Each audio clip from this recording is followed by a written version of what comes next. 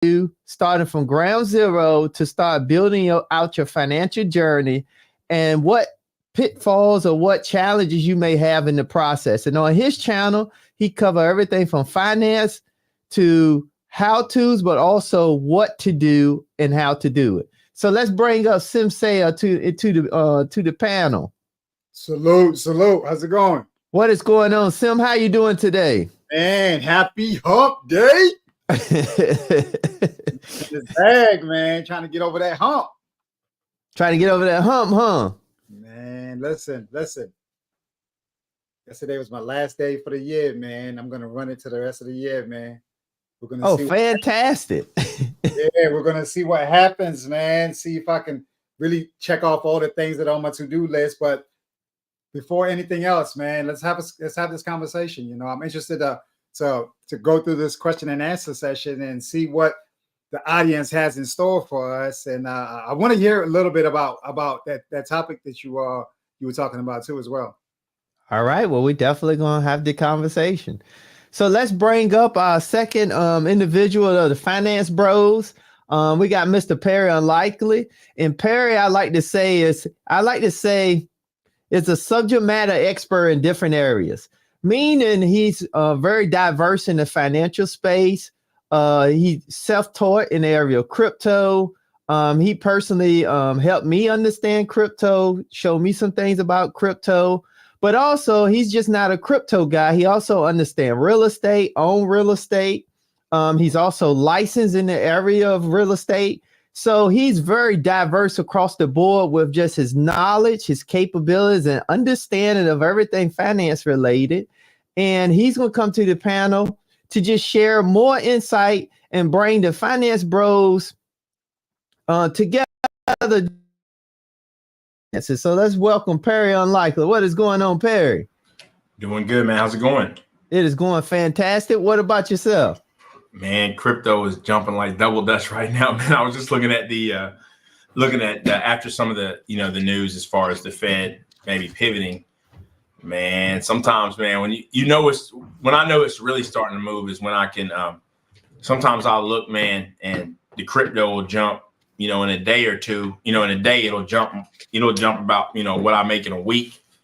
Sometimes a couple weeks. So it's crazy, man. When you really see it starting to hop up, man, things are starting to warm back up. So I'm glad to see that. Now, as they say, he giveth and taketh away. So those are unrealized gains, right? But it still feels good. So it feels good when it's unrealized gains, but when it's unrealized losses, a lot of people just get quiet. But it's a long-term game though. But definitely excited to be back, talk finance. As you say, I am into crypto. I've been in it for years now, but also real estate. I would say real estate is that's the backbone of my, financial independence for me. And what's big also just working a regular job, man.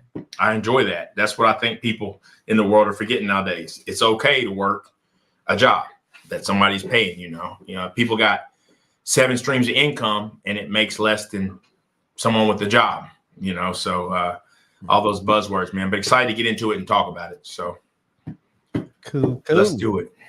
Well, today for everyone that just tuned in, we're going to definitely go through and say hello to, we got Miss Linus of videography in the building. Welcome. How you doing? We got Mr. Christopher Williams in the building. Salute.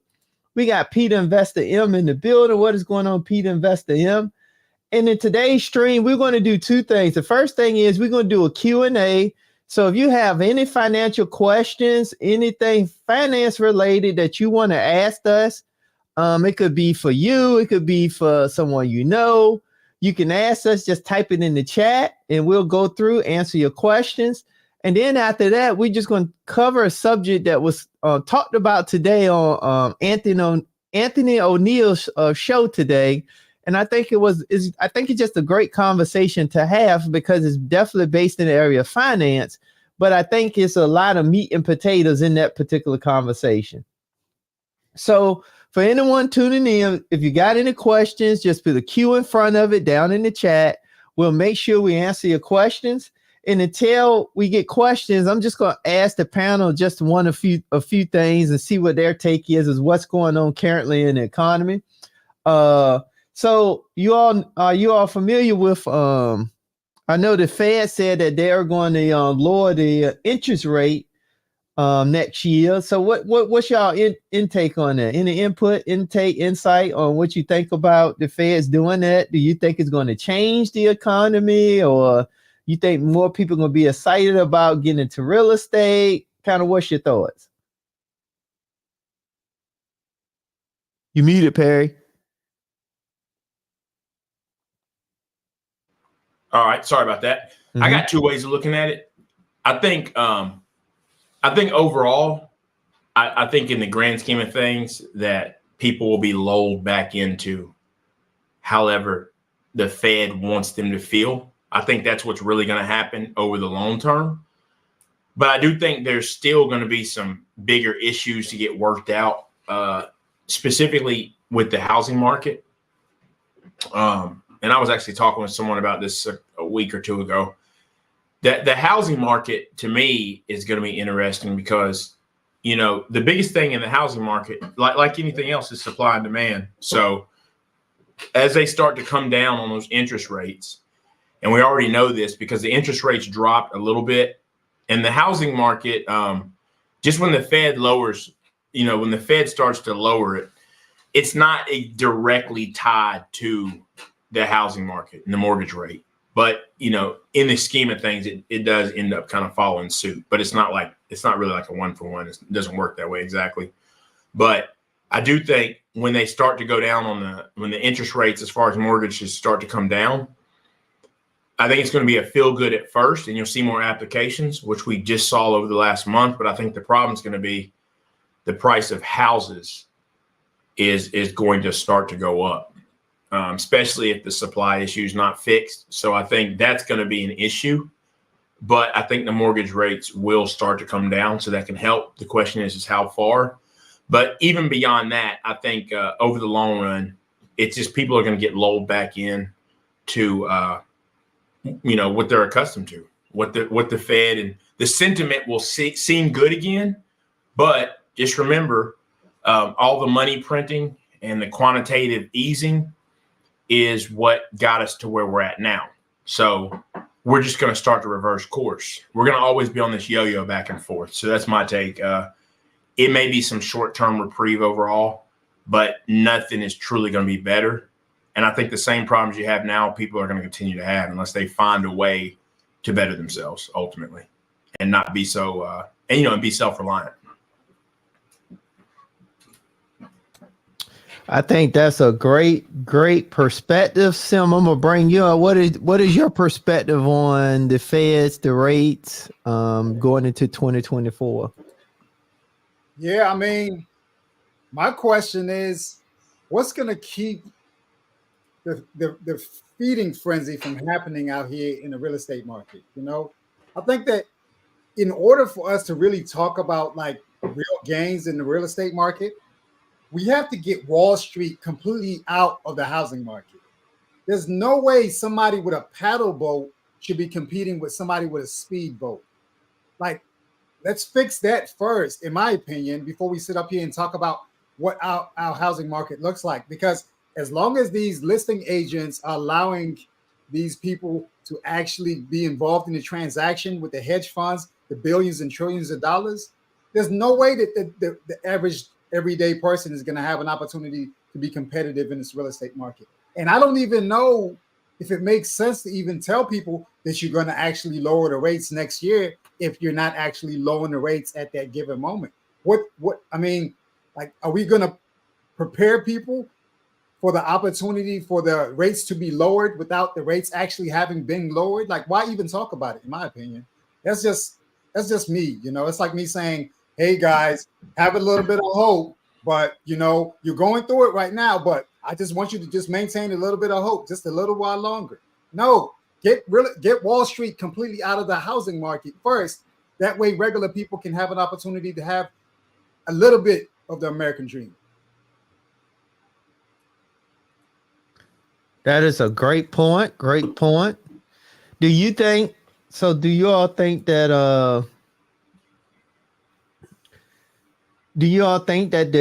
that's going to cause the housing market in itself to go down, or do you think it's going to stay the same? Which part? Wall Street. Just the prices. Yeah, there's the prices of housing. I think it's going to get. I personally, and by the way, let me just answer Sim's question. It might have been to me, but the reason why they're doing it is they're trying to go ahead and get people prepared. They're trying to make people feel good. That's why they went ahead and mention it. It's all about feeling good. It's like, hey, baby, once I hit that lick, I'm gonna get you that ring. No, you're not. You've been saying that for 6 years, right? That's what that's about. Is like it's going ahead and trying to change the sentiment without actually doing anything to try to get ahead of it. Because then they can come back and say, hey, the market's been real good. And it's like, yeah, because people are anticipating, what you've done. Just like I mentioned when I got on here about crypto, it was simply anticipation. It jumped up only because of anticipation. And you know what? I was so busy today, I haven't even got to look at the stock market at all. Guarantee it was up today. I already know it was because I'm sure it's a sentiment, right? And of course, crypto somewhat follows that. So, but as far as the housing market, I believe it's going to get worse. The reason I believe it's going to get worse, and this is where a lot of people will disagree, is so we've seen it finally, the craziness stopped, right? The craziness stopped, and that was what they wanted was, as interest rates rose up, it did start to slow down buying. What hasn't changed is supply. There's a supply issue in the housing market. There has been one. And real estate is local. I always want to say that. But still, in the grand scheme of things, the supply is short. And realtors play, you pay attention to days on market. That's very important. Inventory, right? Because it's supply and demand. So what I believe is going to happen is as I mentioned, over that little short period of time when they saw interest rates come down over the past month or whatever, mortgage applications did go up. Now, the issue is, though, as it continues to drop, and I don't believe it's going to get to 3%. Let's say it gets to 5%. What's going to happen is now it goes to 5%, which probably will drive there's a shortage in supply still, but the demand will start to come back from that, right? And when that demand comes back, then what happens?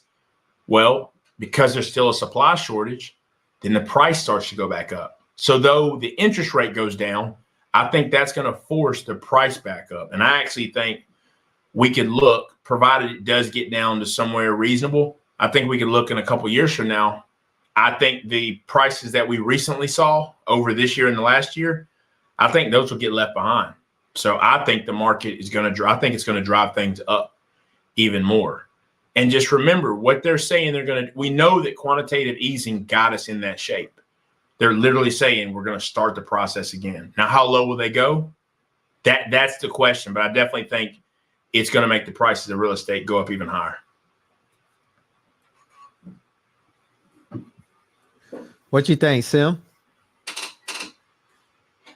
Yeah, I mean, yeah, it makes no sense to sit up here and make promises about stuff that hasn't happened. I mean, like it's the same way about like you celebrating unrealized gains. It's like if it hasn't happened and you can't act on it today, like why even speak about it for real? Like I know that the morale is not there because like I feel like there were specific people, specific players, and I've said this from the very beginning. I've sat up here and I watched people on social media rubbing their hands together, getting excited about houses going 10,000 over ask, 20,000 over ask, 50,000 over ask, $100,000 over ask. Where is that money supposed to actually go in the marketplace? And how is John and Jim, Trey, and Jerome supposed to have an opportunity to participate in an environment where people are going over ask $100,000? It doesn't make sense. I don't think that you could like just rinse that stuff away. Like there are people who are in legitimately bad situations, even at a 3% rate. But like, what good is it for you to have an amazing rate, but you paid so much over the value of your home? I don't really see. I'm still really trying to wrap my head around it, to be honest, because to me, I said it from the very beginning. All right, guys, be careful. I see y'all celebrating, but who's going to have to pay for this? Like now people are in bad situations because they don't know how they're going to be able to afford everything. And then we go into a quantitative easing situation when we've been going through a short time span of quantitative tightening with the high interest rate. But I don't really see no way around it, man. So I mean, I benefited from it. I not even benefit from it from a hedge fund standpoint. Those hedge funds that are out here buying over ask and buying all these properties, I benefit from those hedge funds because I'm invested in them. So it's not just me saying that because I'm in opposition to those hedge funds. I'm benefiting from those hedge funds. I'm saying even with me potentially still benefiting, they have no place in Main Street at all. Wall Street needs to stay in Wall Street, do whatever Wall Street does. Don't come to Main Street. Don't compete with people who are making 100,000, 200,000, 300,000 when you guys are making trillions and billions of dollars. There's no way it can actually happen. And I don't even see how we can really right this wrong, to be honest with you. I don't really see it. And I don't know. I think it's going to really take some bad situations unless people are taking on second mortgages, because in 2007, wasn't it a similar situation where people's houses were overappraised and they were overpaying? And so now they were in really bad situations and they weren't able to really cover the arms as they continued to increase. But now people just happen to be insulated by the fixed rates and they're not having to be exposed to that. But yeah, man, like get Wall Street out of our neighborhoods, man. They don't have no business in our neighborhoods at all. I think I won't speak to that, but you go ahead first. I was gonna say I think that's a great point, because I think the key point that you mentioned is I think people, regardless of interest rate, even if they high or low, that you still got to think about the total cost.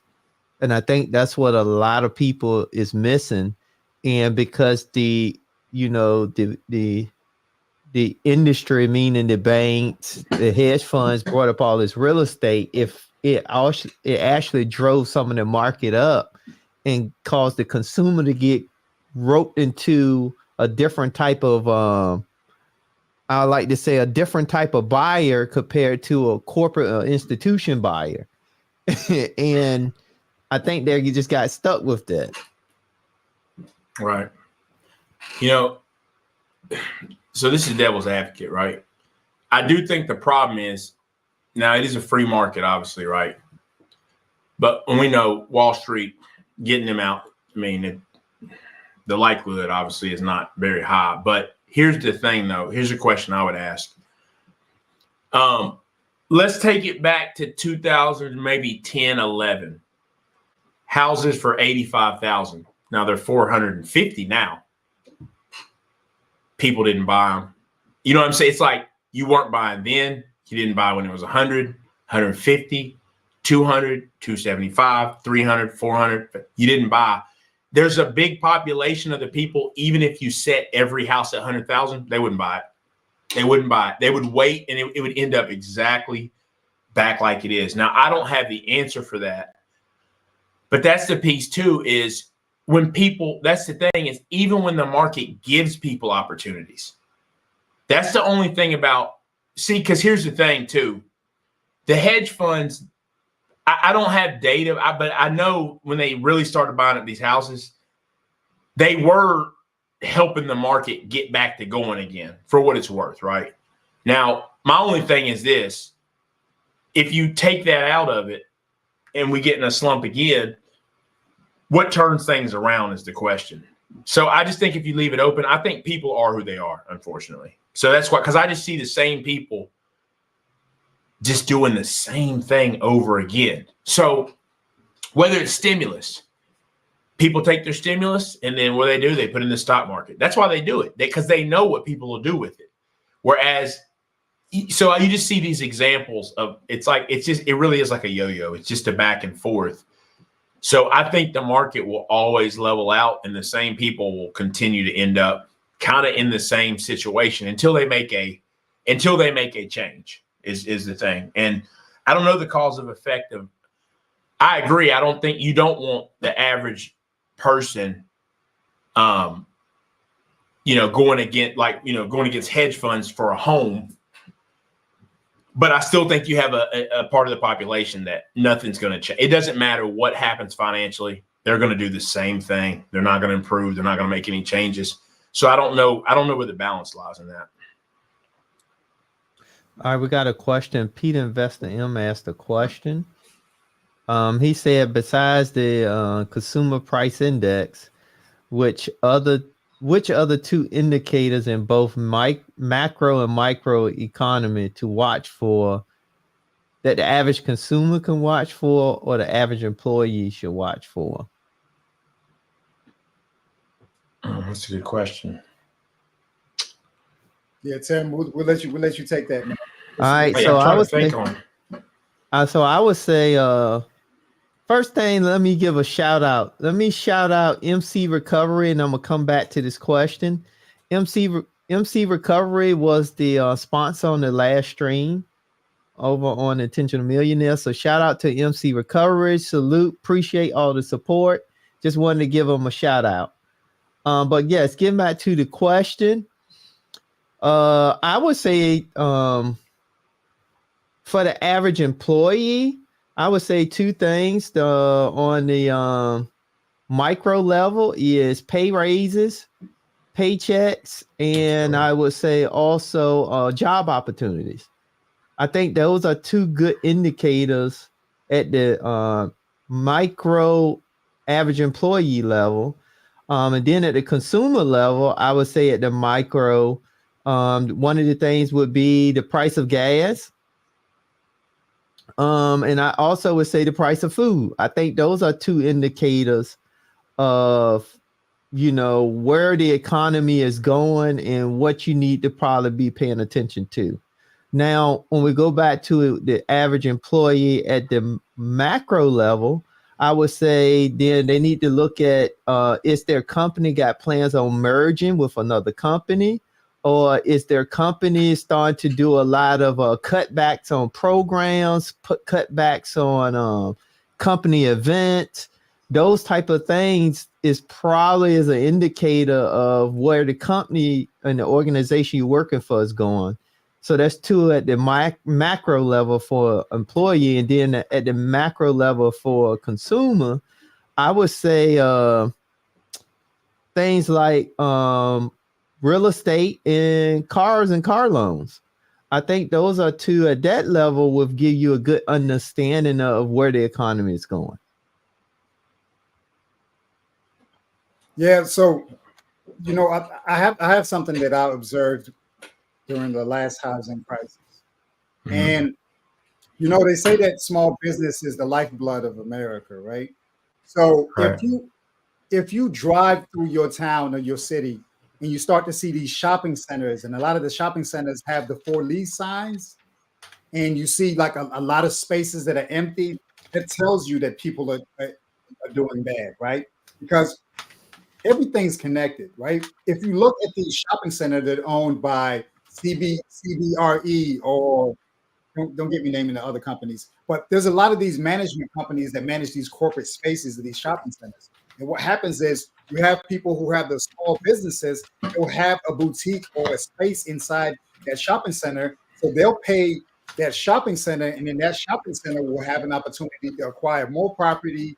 And ultimately they have an opportunity to either participate in the Wall Street as a REIT or something along those lines that allows them to be competitive as it pertains to being able to generate a high profit margin. But if you don't see that in your town, then okay, something's happening here. These people who have these small businesses, whether it's people who are knitting things or people who are making like arts and crafts, so all the different businesses that you can run from a boutique, if they're not able to support themselves with those businesses, then okay, something's going on here. We're going through a depressed situation. We need to be preparing ourselves for really bad situations to come forward. Now, I don't know if Tim agrees with this narrative, but this is something that I just happened to stumble upon. And I really realized this recently, probably this year, I started to see more for lease signs, and it became clear to me that something bad was happening out here. But Another contributor, of course, going remote, and the dependency for these corporate spaces really going away. No, I totally agree with that, Sim. I think that's a great point. That people really need to pay attention to. I totally think that's a great point. What you think, Perry? No, that's a very good point. And I also I like what you said as well. You know, wages are, I mean, that's a big part, right? I mean, wage growth is important, right? And then just having real data on it. You know, you really got to look at. You really need to dive down into numbers yourself to understand, because, you know, all these numbers about job growth and all that, it's convoluted. It's not very clean. Sometimes, and sometimes it's a percentage, sometimes it's numbers, to make it look so you just got to dig in yourself. But wage growth is very important, obviously, because, especially when you're dealing with inflation, it's how are you beating that inflation, which you need to be, right? So I think that's real important. And then, like Sim says, yeah, of course, just get out and look around. That's a big part. I mean, that's a big part right there. Just get out, looking around. So very good points you guys made. So do anyone have any additional questions? Any additional questions? You can ask us anything that's financial related.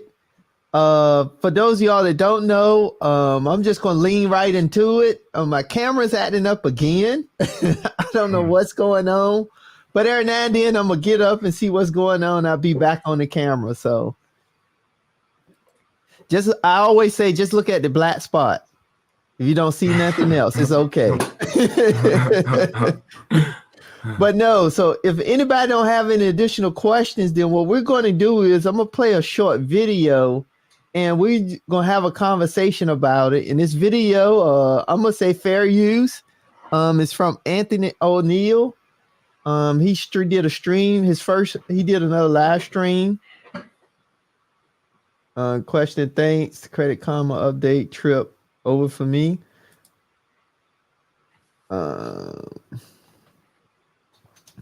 So I'm gonna play this video, and we're gonna have a conversation about it as people coming up with questions. So hold on 1 second, and we're gonna sit back and gather some information. Salute to the lead.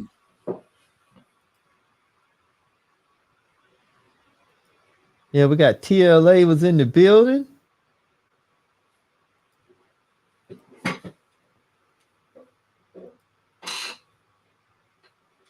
All right, so I'm going to play this.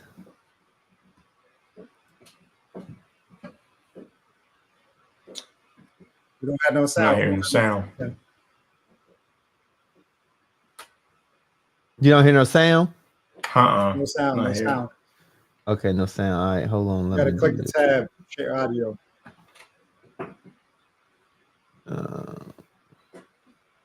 TLA, we're about to go into your space over here talking about the relationships, man. You might need to go ahead and hit the link.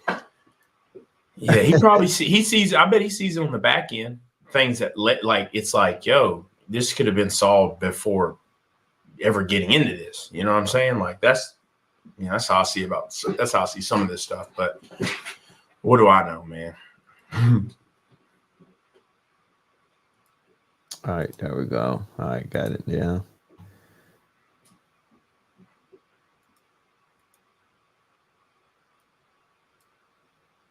This live, y'all, because we're gonna talk. And I want you to call in. I want y'all to give me your honest thoughts and opinion, because I had a conversation with one of my good friends. She just had a son. And while I was in New York, I went and saw her just to see the little man, because she's like a dear sister to me. And while I was having this conversation, I was asking her, like, where's my brother at? You know what I'm saying? Where's my guy?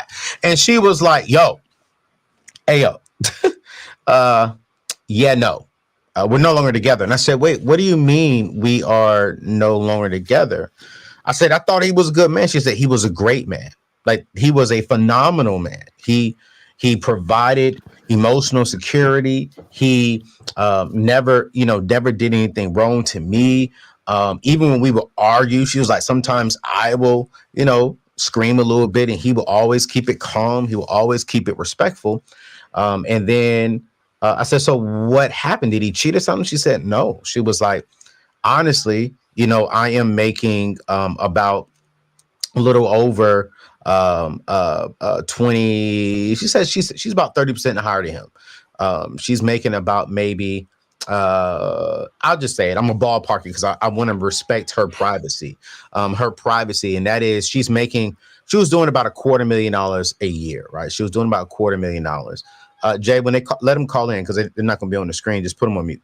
And so while she was having that conversation, right? I was like, okay, let's have this conversation. She said, I can't learn from him. Like I really and honestly cannot learn from him. And so she was like, I don't want to be making $250,000, $300,000 a year, and he's making $60,000 a year. She's like, I'm out here hustling, I'm out here grinding, and I want my partner to do the same thing with me. And I was like, well, wait a minute, like, wait. So we're saying that he was a good man, but we passed up on him simply because he was making $60,000 a year. And she said, yes. She said, because if I'm out here working harder, I don't want to dim my lifestyle down and my baby's lifestyle down because he's making 60K. And I was like, well, ma'am, sis, like, did you ask him the right questions though? Like, what is he doing with his 60K? She's like, I never asked. So you never asked him how much money he has? She was like, no, never asked. Okay. Oh, okay. All right. So she was like, did I mess up? I was like, hey, listen, I'm not a relationship coach. I'm not a relationship coach. I'm not married. You know what I'm saying? I'm not even in a relationship yet. So I can't even sit here and say, give your relationship advice. So we're gonna stop it there. So what do you all think? Let's start with you, Perry. What do you all think about that? What's some input? We know that it's more to the story. However, based on what Anthony shared, though, what is your take on that? Yeah, I mean, yeah, she messed up. She definitely messed up. But what was she looking for? I don't know if he said what she did, but what she does, but to be smart enough or be able to make that type of money, but not analyze the person you're with, to me, it's backwards. It doesn't really add up. So did she just want a baby? That's something important to ask yourself and then also I think a good question is this, she was focused on, she can't learn from him. That's interesting because now I do learn from my partner, right? My wife. But in terms of, it's not like I'm just seeking to learn from her every day. It's not that type of deal. I don't know that she's seeking to learn from me either every day, the way that it seemed to be explained. So that's what's difficult to me. What would if the role was flipped, right? What would the man making 260 or whatever, what would he be wanting of her? And I don't think it's the same thing. So I think the whole thing's complicated, but I don't think it has to be. I think she could have asked questions and she just simply chose not to, because we hear this all the time. They're not this, they're not that. Then why did you have a baby with them? Why'd you get with them? Unless you just wanted that and you wanted to move on. And that's what it sounds like to me. But when you said, did I mess up? Of course, yeah, you definitely messed up. You didn't qualify the person as far as to what they make, and you had a kid with them. It's wild. It's wild to me. Wow. But you're smart enough to make $250,000. That's wild. What's your take on this, Sim? Damn, Perry, that was shady, man. That was shady. I'm gonna take a bar at her because she made $250,000, man. Listen, her intelligence expounds beyond her ability to make money. You know, she also applies it to her partner choosing skills. You know, I think that it reminds me of the story of the husband store. And man, I wish I had like all the different points to really apply as it pertains to the husband store. But I'll tell you in a quick I'll tell you quickly. You know, the first floor uh, will have men who have a job. The second floor will have men who have a job and they're physically attractive, right? So what happens is a woman will come into the floor, she'll look around and she say, okay, you have the option for you to stay on this floor, or you have the option for you to go up to the next floor, right? So then you go up to the next floor. Like I said, now she has men who are attractive and men who have great jobs, right?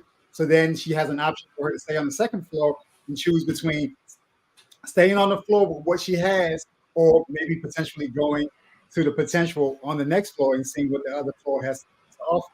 So then she would opt to go to the next floor to go ahead and choose what's happening on the next floor. So now she's got guys who are attractive, have a great job, and they're great in bed, right? So now they have an opportunity to choose whether you stay on this floor or you potentially go to the next floor to see what the next floor has in store. So then they go to the fourth floor, and on the fourth floor, they realize, hey, you know, you reached the top floor. You know, there's nowhere else to go from here. Please exit the building. Something along those lines, right? And that's what this story is about. It's like you had everything that you felt like was necessary in order for you to have a mate. But then for some reason, something in you tells you that their ambition and the money that they're making was good enough for you to live with the person. But it's not good enough for you to actually decide to partner up with them and figure out a way for y'all to work together. It's wild to me. And it kind of speaks to the narrative that a lot of people end up having out here. It's that, you know, one, what is it? The birds in the bush are better than the ones that you have in the hand. You know, they say one bird in the hand is better than the two in the bush. It's the complete opposite in this scenario where she's opting to see, hey, what is there? What can I see over there that I don't already have in my possession? You know, so I don't know. It's a wild situation, and I think that it's a big contributor in a lot of people not getting the stuff that they want. I think we're both saying the same thing. I mean, it's can you guys imagine me talking to y'all and I'm like, yeah, I'm going back to school. And y'all like, oh yeah, cool. All right, that's what's up. What you gonna do? I'm gonna get my master's. Okay, word. And I go back. We don't talk about it again. And then maybe 3-4 months later, you're like, oh man, how's the master's program coming along? Oh no, man, I can't even do that anymore. You won't believe this. It's crazy, man. They didn't even have a master's in supply chain management. What you mean? You mean you enrolled and didn't even know if they had the program you wanted? That's why I don't understand. It's like you laying down with dude like that, and it's almost better if it's a character flaw, something that slid by you, than it literally being he didn't make enough. That's the easy. I mean, this is external. That's the easiest thing to find out. It'd be one thing if he was really a bad person and somehow he tricked you, but it was about the money he made. He was making that the whole time. That's what blows my mind, man. That it's something deeper. It's something deeper. And I would say she probably just wanted a baby. I mean, I just think she probably wanted a baby. That's what it came down to. Because she's like, hey, I got everything I need. Let me get this baby and move on. And here's the thing. She admitted he was a good guy. See, that's the other piece that I don't think, well, she couldn't have been thinking about. Because there's going to come a time when she does want the good guy, she won't be able to get it. And she'll never get that. She'll never get it. She had something actually good women have been looking for and haven't been able to come across. So they say, right? And she tosses it to the wind over money that she has. It just doesn't make sense.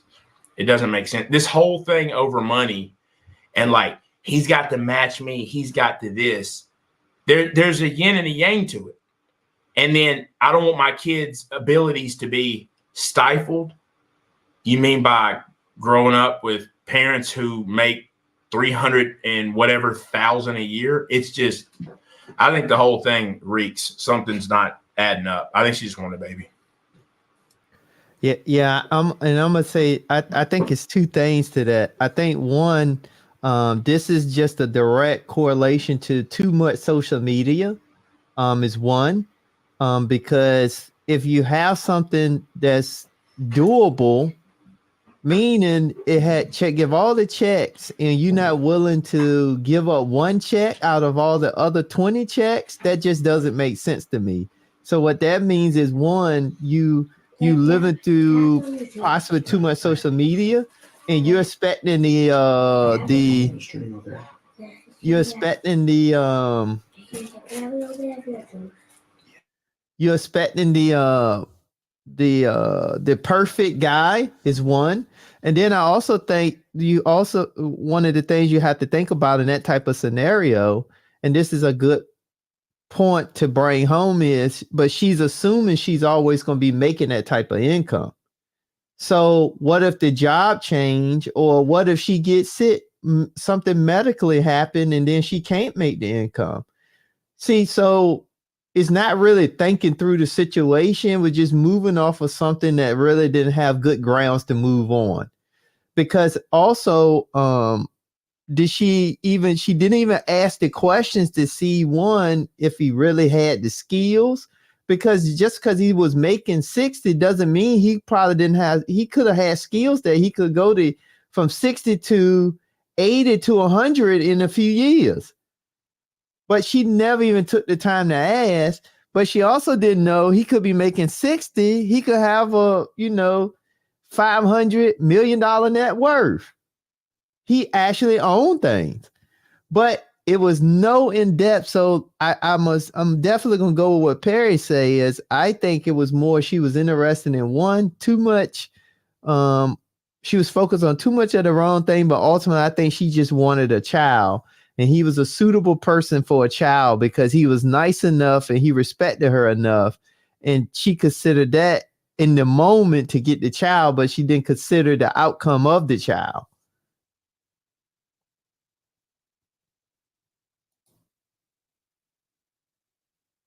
You muted, Perry. Here we go. Yeah, I think that's spot on, man. I think this is a bigger issue though. Because I continue to hear this. I mean, I continue to hear this stuff with it just seems like it all comes down to the money every single time. So and it's just like trying to get to the bottom of it. There's a trade-off, right? So yeah, if you have two people making everything's about balance. So if you have two people making 250, okay, so and there's different formats you can do that where it'll work, but depending on the job, okay, then now what's the kid get from you? If you're both so it's just I just think the whole thing is crazy, and it's like I couldn't learn from them. There's a million groups out there to learn from. I mean, you just think about this. Just think about it with friends, right? And look, I know everyone says, you are your five, you are the five friends you hang out with. Okay. I don't, I've got friends, right? But we're not all alike. We're just not. The friends I've been, it's funny. I like you two guys. I associate with you guys on a regular basis more so than friends I've known for 30 plus years. And that's because we are headed in the same direction, right? But we've got friends that, and I'm not talking about character flaws here. I'm just talking about in general, we have friends. I got friends. They're not worried about making money. They're not any of that. And we're still cool. So some of that, I do get it. I think if you're trying to head somewhere, you do want to head with like people you can learn from. But how many groups are there out there to learn from people? Like just fixation. I couldn't learn from him. Complete cop out. It's just crazy. You could ask so many people about their spouse. What'd you learn from your spouse today? Oh, nothing. Nothing. What we're going to do on Saturday. So it's just that whole thing. It's bogus to me, honestly. And it's sad because once again, Now you have the child in it, and once you didn't think through that. Now the child is the one that have to suffer, and then to ask, did I do something wrong? So yeah, it's crazy, man. It's crazy. Just some flawed thinking, in my opinion. What you think, Sim? Yeah, I think it's interesting, man, that that people think that it's perfectly fine for them to bring children into this world with this simple ideology of that this person on paper does not look good, because they don't look like the ideal mate that I should have as a C-suite executive or a person who assumes this role, that I need to be reaching for men who are high up on the rungs. It's a wild phenomenon. And I'm not going to really bring like a racial aspect to it, but I do think that, like, let's not reduce people to just money, how much money they make. I recall the movie Acrimony, where this woman was putting too much emphasis, and it's a movie, it's not the real thing. It could be loosely related to what's happening out here in the marketplace. She's putting so much emphasis on how much she's carrying the load in the relationship, and her husband is on the precipice coming up with something that's going to be innovative, that's potentially going to pay off. And she's sitting up there losing faith, all the way up to the point where she starts to belittle him and berate him. And he leaves her. And when he leaves her, it becomes more conversation about, hey, who are you to think that you can leave me? I carried you this long, and so on and so forth. But then whenever the thing that he was talking about actually ends up hitting, now she's bitter. Now she's upset. Now she's becoming vindictive. Now she wants to be back into the space that she had an opportunity to be in before, but now she wants to sit up there and compromise his new relationships because she didn't see the vision that he had from the first place, mainly because of how much money he was earning compared to hers. It's a very simple ideology, and there's no way we could be reducing people to how much money they make. I question, and I would say what you should see out here is maybe the possibility that maybe systematically it's designed for it to be like that. Maybe systematically it's intentionally done in order for the men to be in a depressed situation and for the woman to be elevated because she can be our diversity hire, she can be our example of diversity or inclusion. And so we can pay her, an amazing amount of money, but we might not really respect the work she's putting through, but she's a diversity hire, and we have to prop her up based upon that role. Now, I'm not saying that there are not women out there that do amazing work. I do understand that from a corporate strategy, it does benefit them for them to be able to say, hey, here's a token diversity member who's one of our higher earning individuals, and even she says that there are no opportunities out here in the marketplace from a dating standpoint. So you're sitting up there committed to doing the project for the job, all the while everybody else is going home to their families and the households. So I don't know. I feel like systematically that's part of the intent, and we have to figure out a way to propose it and make it work for us. But as long as we have this logic where I'm earning more than you, so there's no way I can respect you, I don't think that there's much of a future that's going to be in store. And a father figure is not a substitute for the biological father for any child out here. We shouldn't be opting for children to be raised in a house outside of the household with their own biological father, because studies have shown that children who are raised in those environments tend to actually track better out here in the world. And so there's already been enough contributors externally that have kept that from happening. Why would we self-select ourselves to be in a situation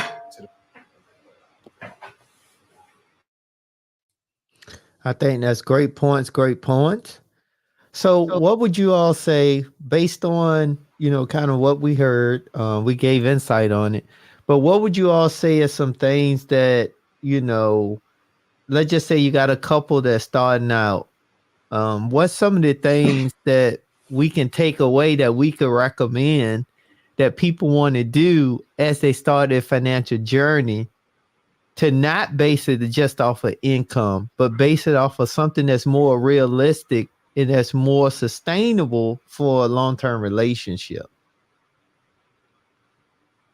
Yeah, I still think you got to spend time just getting to know each other in terms of character, right? I mean, I think character still matters. It's very important.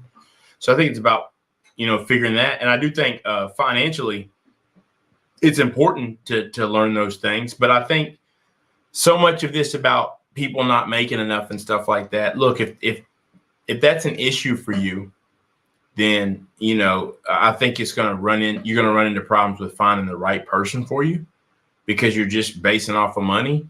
But I think it's something you establish early and you move on. But I think it's something that's easy. I mean, let's face it. You know what someone, I mean, you can research how much someone's likely making based on what job they do. I mean, it may not be perfect, but let's not act surprised. Like, so she knew, to say that she didn't ask, she didn't want to know, right? So I think you're better off, even if you feel that way, you ask and then you move on quickly, so you don't waste anybody's time, or, have a child and then, the one parent's not going to be around. But I think ultimately, I think it's character, and I think it's discussion of the life that you want, because that's where the conversation should take place. Because even if she's like, hey, I want to have these lavish vacations, this and that, they would have gotten down to, hey, he might have been like, yo, that's, I don't know if that's a lifestyle that I could really see myself, certainly providing for or having. And then you establish that early on. So I say character first, certainly. And then I think you do have to have that. I think how you want to raise your children is important if you plan to have children, right? Lifestyle is important. And I think then the money and stuff, the finances will come up. And I think you get down to the nitty gritty at some point after that. But I think you lead with character. All right. What you think there, Sim? Yeah, I think that, we had the Godfather here on the internet start asking people a really good question, like, what does your father do? If you ask a woman who has these what seem outlandish expectations, you ask her what her father does for a living, it's a humbling question, because it ends up putting a mirror right in front of them. Because if their father is a blue collar worker and he's living a humble life, how is it that she's going to expect you to live this opulent life yourself when her own father, who brought her to the situation that she's at today, does not live that life? So you can look at stuff like that, and I agree with Perry. I've always said that any person that's moved by money, power, or greed, I don't really have a desire to be around them, because I feel like they can be easily moved by those tools or those catalysts. They can't be people. There was something that the lead attorney said about Perry's wife that I really liked. And the lead attorney said Perry's wife, she knows how to stay on code, right? That means that if she's in a public setting, she's not going to be all smiles in front of a strange man. She's not having a desire to engage in a long discussion with someone that is not her husband, because she knows that, hey, her priority, her attention needs to be focused in a space that benefits her husband, and not in a space that just benefits only her alone, and her stuff. So I like the idea of people who can stay away from any sort of vices or any sort of, outside contributors. Start compromising their integrity, or start compromising their character. Those are the things that I really see in a partner. And when I see that the person has a solid family structure and their family has tradition of making sure that they support one another, they have healthy relationships, they're communicating with each other in a healthy manner, and they're encouraging each other to go to the next level and do exactly what it takes in order for them to go to the next level without making it bad for the children to come. I think that those are really good core principles that you should look for. But I look at family structure, I look at the family dynamic. If the person doesn't have that already, how is it that they're going to be able to actually arrive at something healthy if they don't really have nothing to base? Well, let me ask you. Well, let me ask you this because I think that's a great point. So let's just say though they do have a great family dynamic, but they too reliant on the family dynamic, meaning they don't make time or they don't consider or do what's required for their own family. So they're so engaged in their family that they forget about their own family and then everything else around them. All right. So is that a question to me? I can go ahead. Yeah. Mm-hmm. Well, I mean, so there's a book called Complete Family Wealth. And the book actually talks exactly about what you're talking about, right? So every quarter or every, semi-annually, right? The family will get together and they'll have family meeting and they'll have a series of different steps that the family is supposed to be taking, actions that the family's independently taking. And they're supposed to happen independent of their specific spouse. Some things the spouse can be included in, but some things that the spouse is not going to be included in. And so I think that it's healthy for those frameworks to be in place, but they cannot put that at a higher level than their own family. They will just have to figure out a way to find some equilibrium, in my opinion. There's no way that you can definitely do both of them at the same exact time with the same exact intensity, because one role tends to actually require a little bit more of you than the other. Especially if the family is already established, you have an opportunity to potentially pursue that on more of a passive basis compared to you being in your own family, because in our family structure that's already pre-established, someone else might be a part of the board or the chairs who are actually making majority of the decisions that are necessary for a family to run. Whereas in your family, you are the board, you are the chair, and you and your spouse are the most responsible for making sure that you can carry your family to the level that they need to get to. But I think that it is an issue if they prioritize that more than they need to. But I think that also speaks to them not really respecting their mate and them saying, hey, I can't trust you enough for me to run on this journey along you going into the future.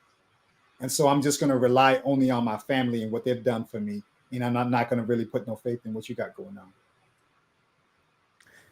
I think that's a great response. And I think that goes back to Perry's point.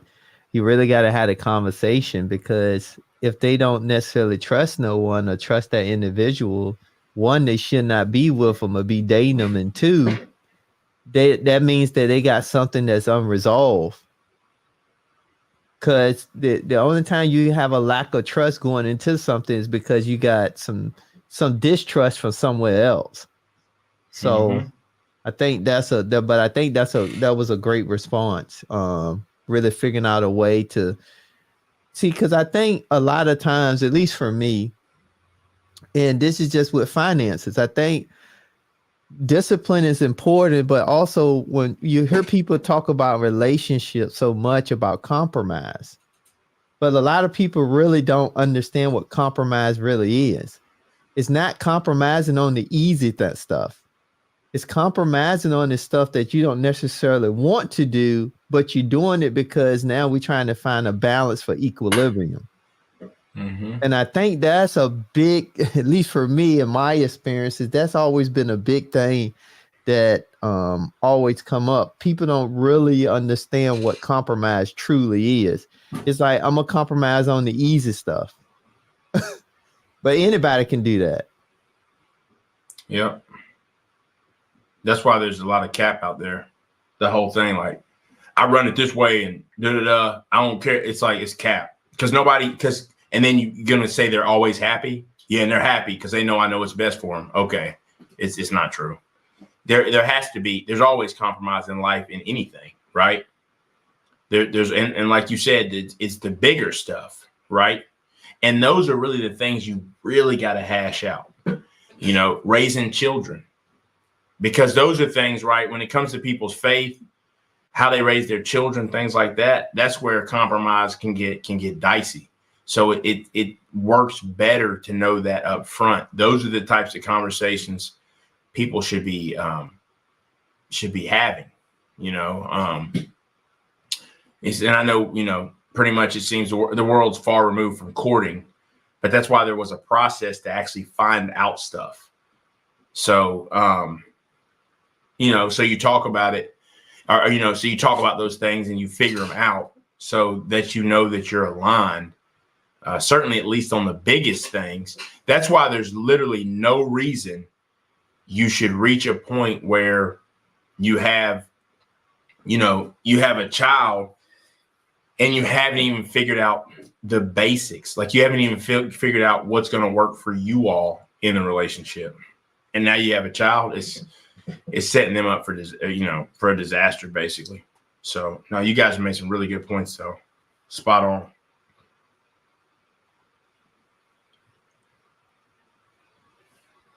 All right, and then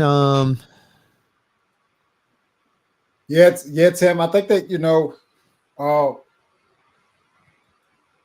what Perry was saying really makes sense about, like, you have to be able to look at the person. Like, one of the things that I do now is I look at the in-laws and I ask myself, like, could I see myself having a child that is gonna live and stay with this person?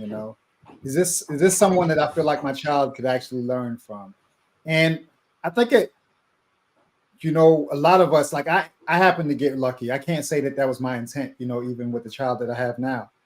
I just happened to stumble upon like a really good family structure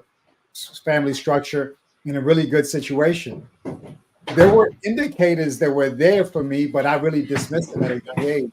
And I think that it's important for us to really identify that a lot of times we could just get lucky, and we're not intentionally looking and saying, hey, okay, this is who I'm going to decide to be with because I've looked at the grandmother's life, I've looked at the great grandmother's life, and I know that if all else fails and my child has to go live with them, they're not going to be in a horrible situation. They're not going to be in danger. Their life is not going to be compromised by some of the daily decisions that they make.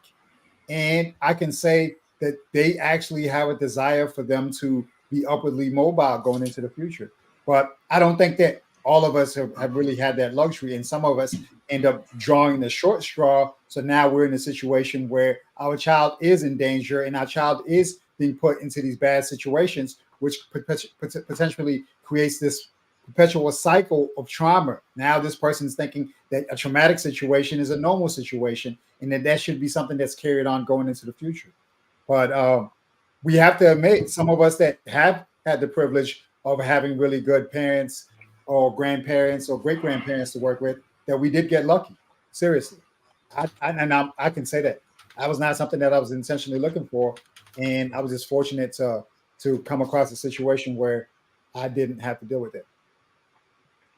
I do want to point out something real quick. I think it's important to mention. I think people forget there's just a natural order to things, right? In anything. So I think that's what's getting left behind is when you do stuff out of order, at the end of the day, you got to figure out a way to fix it, right?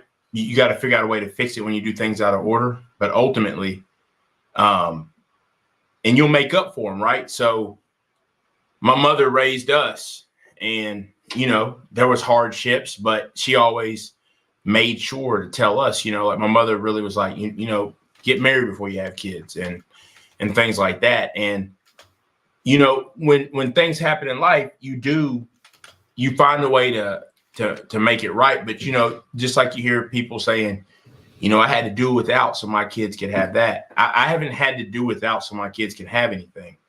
But part of it is the natural order. If you're younger and you have a child and it's just you or whatever, the struggle is because you're not financially there. There's all kinds of reasons, right? But what I'm saying is when you go through those steps and then it's like, okay, now we're choosing to have children. We've analyzed what it will cost. We've analyzed how we can pay for it and that we can afford it. And we're at a certain place. Like having them in your early 30s, it's different than being 20. My brother, he was 21. So I was 20 when he had my niece.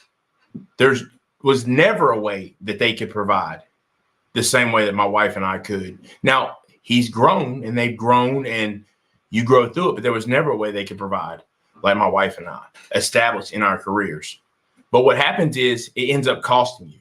So that's why I'm saying not having these conversations up front, it ends up costing someone later down the road, and by a certain age, some people don't ask because they don't want to know, but it's going to catch up to you anyway. But you reach a certain age, you should be trying to pull everything out the cupboard and get down to the facts so that you keep yourself from going down a certain path that's inevitable anyway and stuff like that. So I think it's just got to be more conversation at the heart of this. Extremely important conversations.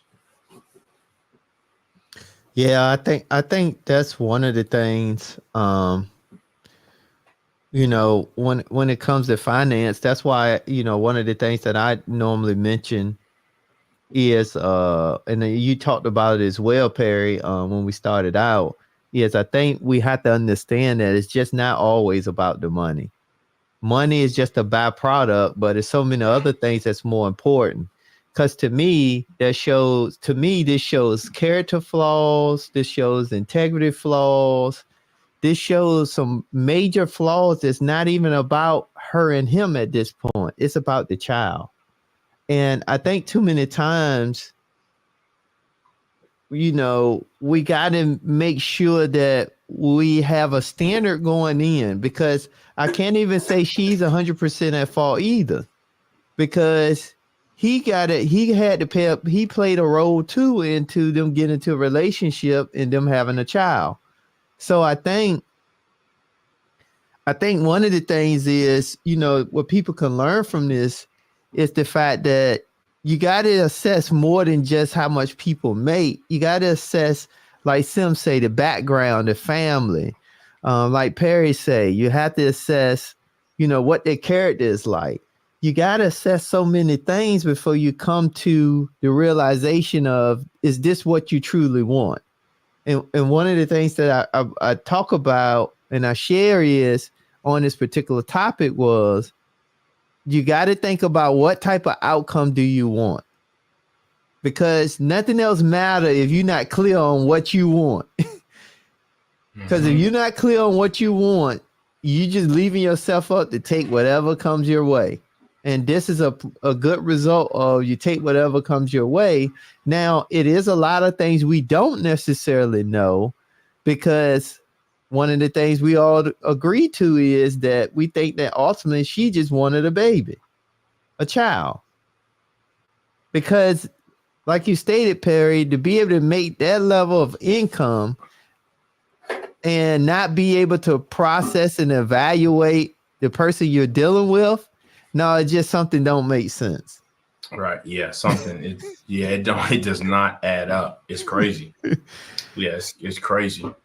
And it's it definitely is alarming. And this for me, man, because look, I always look for a place, and I'm fortunate. I feel like I got married in order and things like that, but it don't mean I was perfect. I definitely wasn't, but because I like to be, because I know that things happen. People have, like I said, people have children out of wedlock. Things happen throughout life.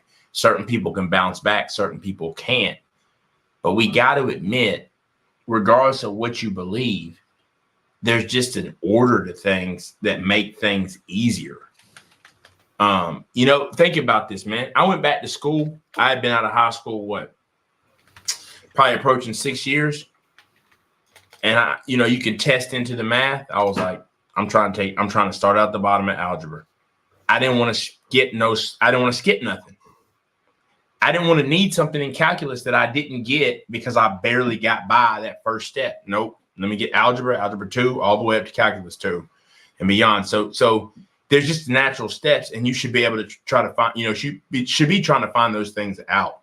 And just it's just like people aren't doing that. So that's what's problematic. And that's why I do believe that's why I think one day, you know, I guarantee you, man, if lead attorney took statistics on, and I know it's not gonna be perfect, but the people who got divorced, certainly present day, how they met, and just little qualifying information, there's going to be a lot of people that stop talking about divorce and just say these are two idiots that should have never been together.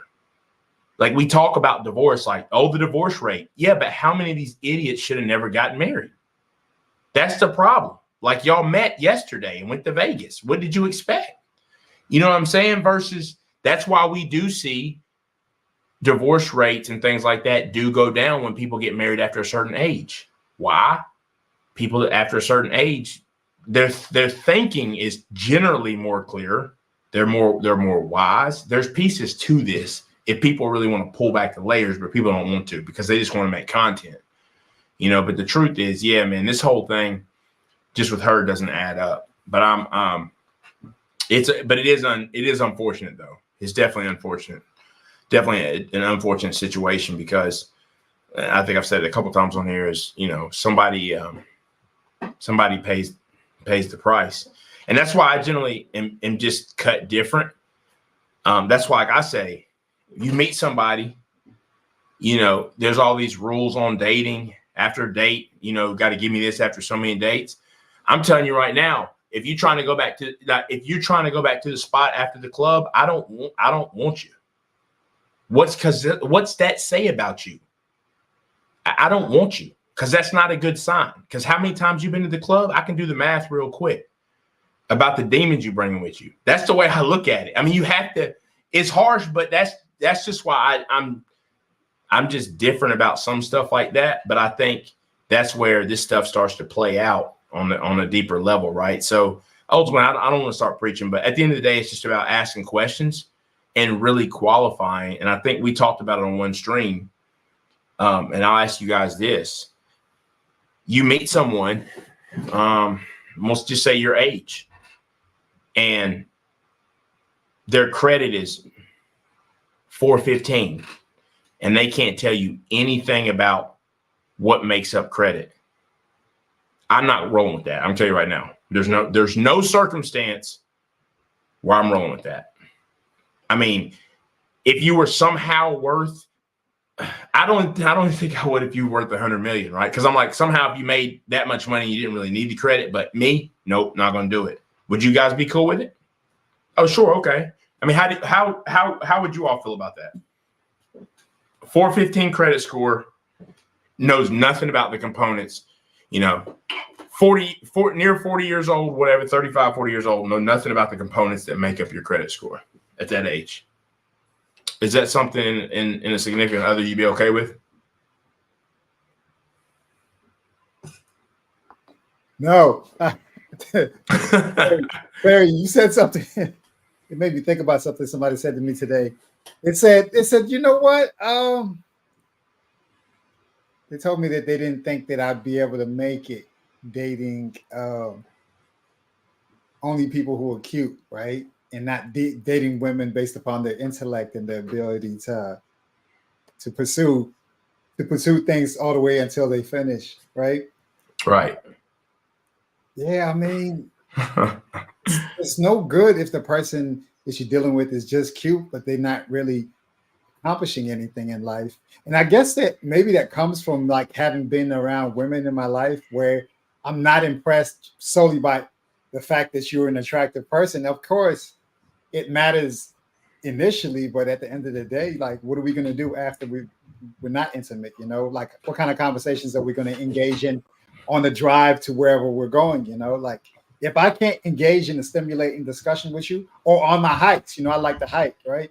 So if I can't engage in a conversation on a day-long hike that I'm doing with my boo, we're not going to go nowhere, because like those hikes are about us getting away from the world and us and nature. That's all it is. Just us and nature. And we're just out there. And if we can't have no exchange that's healthy without becoming tired of each other, like what good is it for us to even be attracted to each other if we can't stimulate each other in other ways beyond our physical, in my opinion. Yeah. absolutely. I'm gonna come to that, Perry, but we got a guest in the back. We got Mr. Boy. All Mr. right, sounds Boy in the good. back. So I'm gonna bring him up, and then after he come up and share, then I answer that question for you. Absolutely, What sounds is good. going on, Mr. Boy? How you doing Hey today? guys, can you hear me? Yeah, I We can hear you can, we well. can. How's Guys, it thank you going? for having me on. Thank you for having me on. As I get older, I've been jumping in and out of these streams. I've really been watching you guys, talk your talk. But I feel now that I'm 21, I'm a little bit, I feel a little grown now. I'm feeling a little 21. I'm feeling a little brave enough, to swim with the sharks, swim with the big boys. I would go to say that at the end of it all just comes down to just chatter. You know what I mean? Because my perspective is strange because I've both had a situation where I was being raised by a single mother, but then also where I was in a extremely stable family, good parents, you know, um, everything was nice. And in both aspects, there was a sense of brokenness. And at the end of the day, I feel like what we do need to acknowledge is like there's you can feel it. There's like a generational barrier that I feel like holds us back. And every time it feels like we try to fix it, the world around us changes. You know, it's weird when the father figures in our lives look at us and we look to them for advice, and the world is so different from what they grew up in that they can't even give us advice anymore. It's like whether it be relationship, whether it be financial, I think there's a deeper discussion that needs to be had about like what is going on with all of us. Like you see people that do everything right, that wait, like you see, I've seen my aunts who waited till they were in their 30s and kept themselves for marriage, and in the end got like cheated on. And then I've also seen the same thing the other way around, and then we like constantly fight with each other. And then when you want to bring finance into all of that mess, you already have like we're already like trying to run, with Oscar Pistorius limbs here, you know what I mean? And the fact that we're still able to do it in some situations, I think is beautiful. But sometimes I feel like it's hard to, because I want to be able to listen to these panels and have hope, but I look at my situation and other people's situation around me, and I'm like, sometimes it feels like you guys are trying to reach out and talk to us, but you don't know what it's like to be us right now.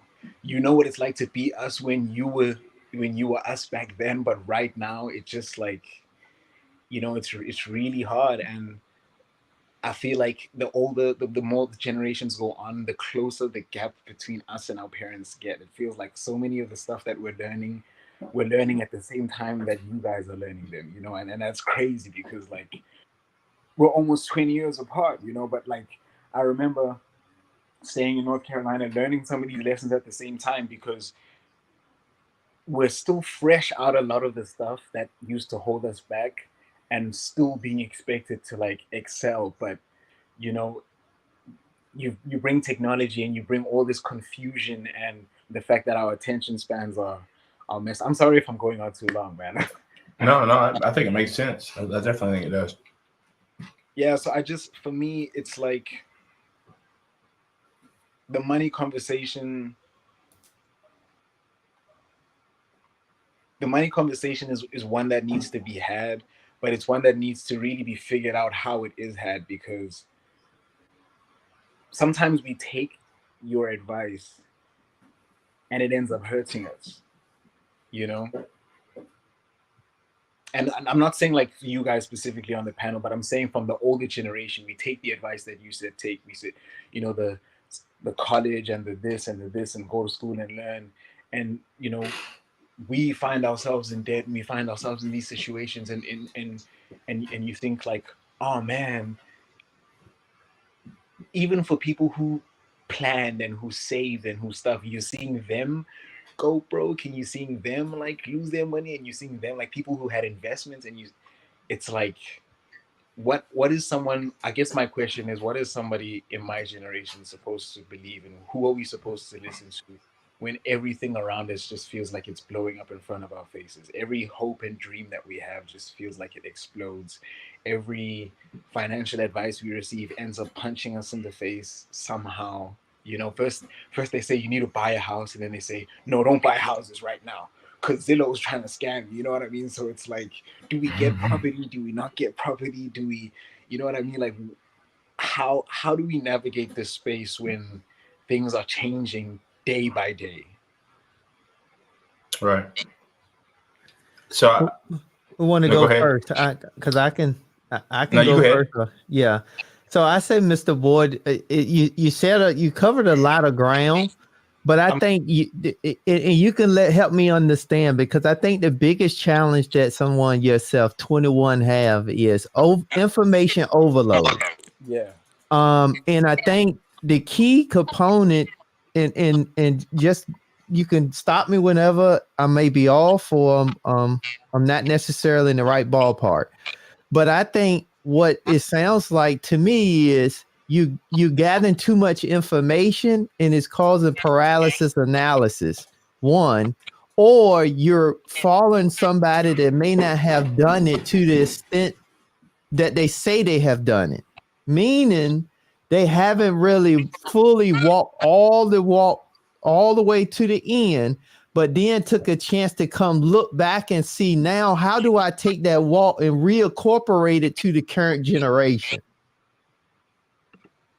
I think more of what I'm trying to say is that a lot of the times,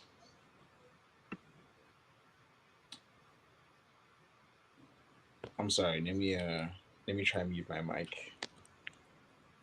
My apologies. Oh, good. Yeah. Only when you're listening, we're having a reverb. But you good. You were saying?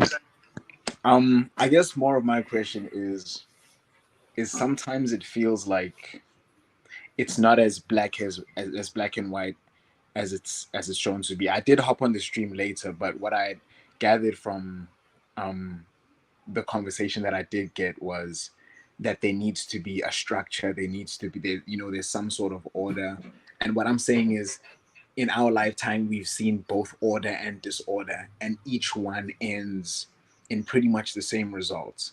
You know, and when you talk financially, and what I was trying to do is tie that into financially is, we've seen people who save and do everything right and invest in the right stuff and start the business and bootstraps the LLC, and we see people who do that and people who don't do that end up in the same situation, and it's very discouraging for someone like me when it's like, it feels like any advice that you take ends up just biting you in the neck.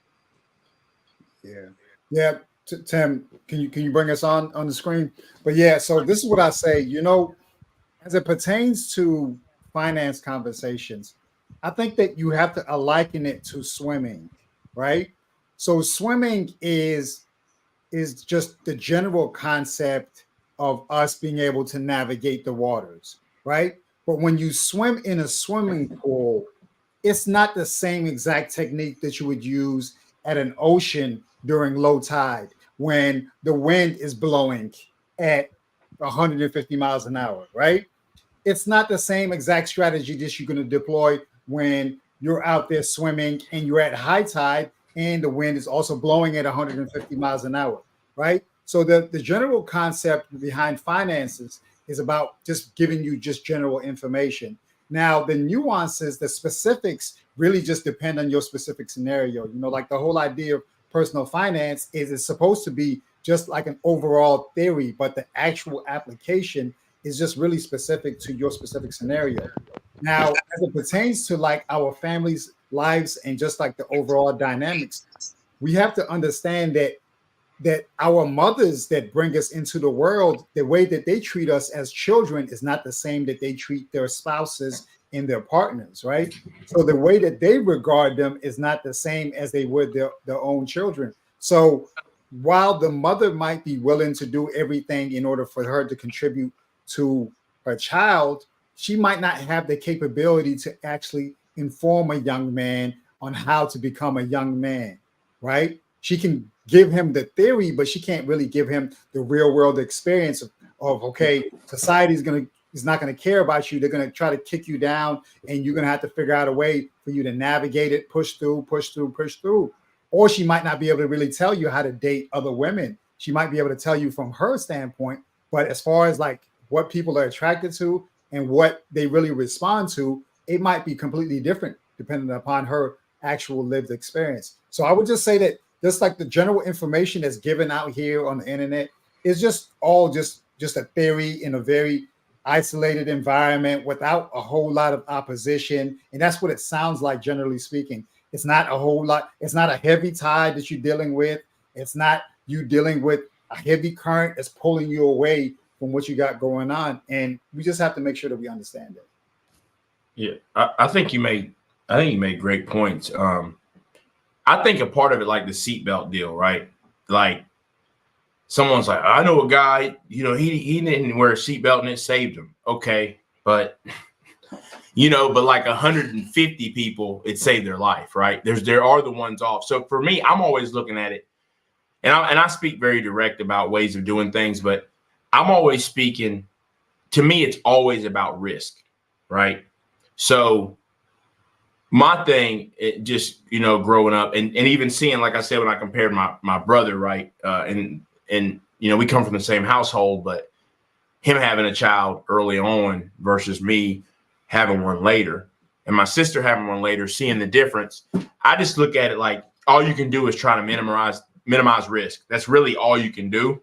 But regardless of what you do, someone has went the path I have and they're flat broke and divorced, right? So there is that's the true thing. You can do everything right and then get cancer, but you're a lot better off if you just try to minimize risk the way up. And I agree with you about school. I've said this multiple times. The whole, it don't matter, just get a degree. They can't take that from you. As if, it don't matter what you spend, just get that paper. That's the most bogus. Our parents and grandparents thought they were doing what was right because at a point they couldn't go get it. But then what changed, I think you meant like how things have shifted. And the thing is for them, they come out owing like $8,000. Some of us come out owing like 150, 200,000, only making 40,000. You're straight screwed. So it shifted so quick. They're giving advice that's awful. It's good. It was good 40 years ago, but now it don't apply. And now I'm in a hole I can't get out of. And you'll spend 40 years trying to dig yourself out of a hole. And then you got a degree that you despise. So I agree. I definitely agree with that things are starting to shift so much, but I do still believe there's certain principles. There's certain principles I would stick by. And I like what Sim said. It's really just giving you the basics. And I think that's what you got to watch for in today's world. There's so many gurus and this and that out there that you're hearing everything. Like rich people don't, it's like they say this, like rich people, they don't buy, they rent. Yeah, but see, that person but they own 40 homes that they rent out to people. So yes, they can go and rent and it's just a business write-off. There's so many pieces people are giving out. And they're not telling the whole piece of it that it gets confusion. It gets confusing, but I look at it like you do definitely have to go down the hole and try to figure it out. But I look at it like at the end of the day, you try to minimize debt from the start. That's something regardless. From a personal side, you try to minimize debt, keep it as low as possible. Try to educate yourself as much as possible. Whatever type of education, just reading books, whatever, school, as long as you can get it for free or as cheap as possible. And then I think you try to acquire real estate from a business side and rent it out. Those things have kind of been something that's worked throughout time.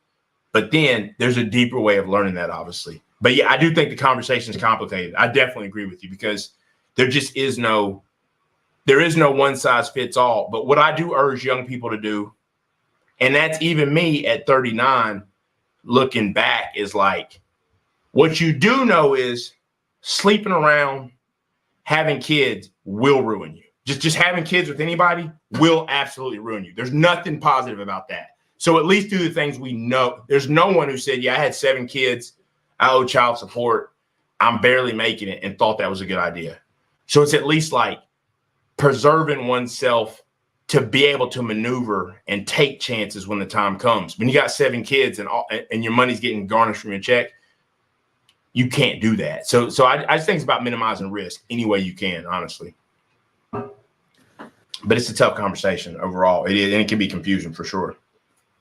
Yeah, I think going back to kind of what I was sharing, I think you really got to just identify with maybe 1 or 2 people. Yeah. And that's where you start so you could build a foundation. Because the challenge is when you're in an information overload world as we in now, you never get a foundation going. And that's the and you never know who's trying to help you and who's trying to exploit you. And that's the hard part that I feel like, especially a lot of young men like me, especially around my age, who find themselves in, is like, we're not immediately indoctrinated into a lot of these, you know, like the Andrew Tates and like, you know, the crazy financial guru. We're not easily hypnotized by that stuff because at our young ages, we didn't really have social media. But in our teen years, we grew up with it. So it's a struggle to find who's advertising in your face and who's advertising to you in secret and is like manipulating you subconsciously. And you find yourself going down rabbit holes every week. Like this week, you think that crypto is the thing that you need to do. And the next week, you think that this is the new thing to do. So when you say like, try identify with 2 people, when there's like millions of options to choose from. well, Right. That's when I say the conversation, like sometimes it gets like, sometimes it can feel like when Kim Kardashian was like, everybody has the same 24 hours. It's like, just find 2, but it's like, yeah, but there's 2 million people. Right. Yeah, I was gonna give you. I was gonna give you 2. Oh, I was gonna give you 2. Yeah. So I would say. So I was giving more of a general perspective. Then I was gonna hone it in on what that actually looks like. My apologies. No, you're No, that's fine. all good. So I would say find like 2 people to identify with, and then you hone in on just getting the fundamentals down. In the process of picking those 2 people, Perry picked out one point that's critical regardless of who you listen to, wherever you go online. One is absolutely minimize debt. That's universal. I don't care where you go. I don't care who's saying it. That's universal. Because whenever you owe somebody, then they own you. That's it. That's one. The next thing is you have to absolutely focus on making money and getting skills. That's a universal thing. Why is that? Because you have all your basic needs: shelter, food, clothing, and gas. So you can't get all of those if you don't make no money. So that's universal. So I think those are 2 universal things. And now the 2 people you need to listen to, in my opinion, at your age is, I say a good tried and true, we talk about them all the time on this channel, is Dave Ramsey. Go learn the 7 steps. Don't get caught in nothing else. Go do Dave Ramsey's 7 steps, 7 baby steps. That's the first. Now, the second person is go read a book. That could be any book that's going to help you with finances. I have some recommendations. I'm going to always recommend 2 books: Robert Kiyosaki, Rich Dad, Poor Dad, and then T. Harv Eker, The Secrets of the Millionaire Mind. It was a game There changer. you go. They are. Because if you do everything I just said from a fundamental standpoint, you're gonna get very clear on and be able to identify noise. Yeah. Yeah, I like that. And something to point out was just funny. And the reason I tell you I live it, you know, you're 21. I guarantee you I guarantee you any 21-year, and I'm not saying everybody has to do this, any 21-year-old you talk to, their car payment's more than mine. Is it because of how much we make? Nope. It's a choice for me. That's why every time we've been talking about how things are getting hard, I'm talking about, and I'm fortunate, but I'm talking about how they be getting hard for everybody else.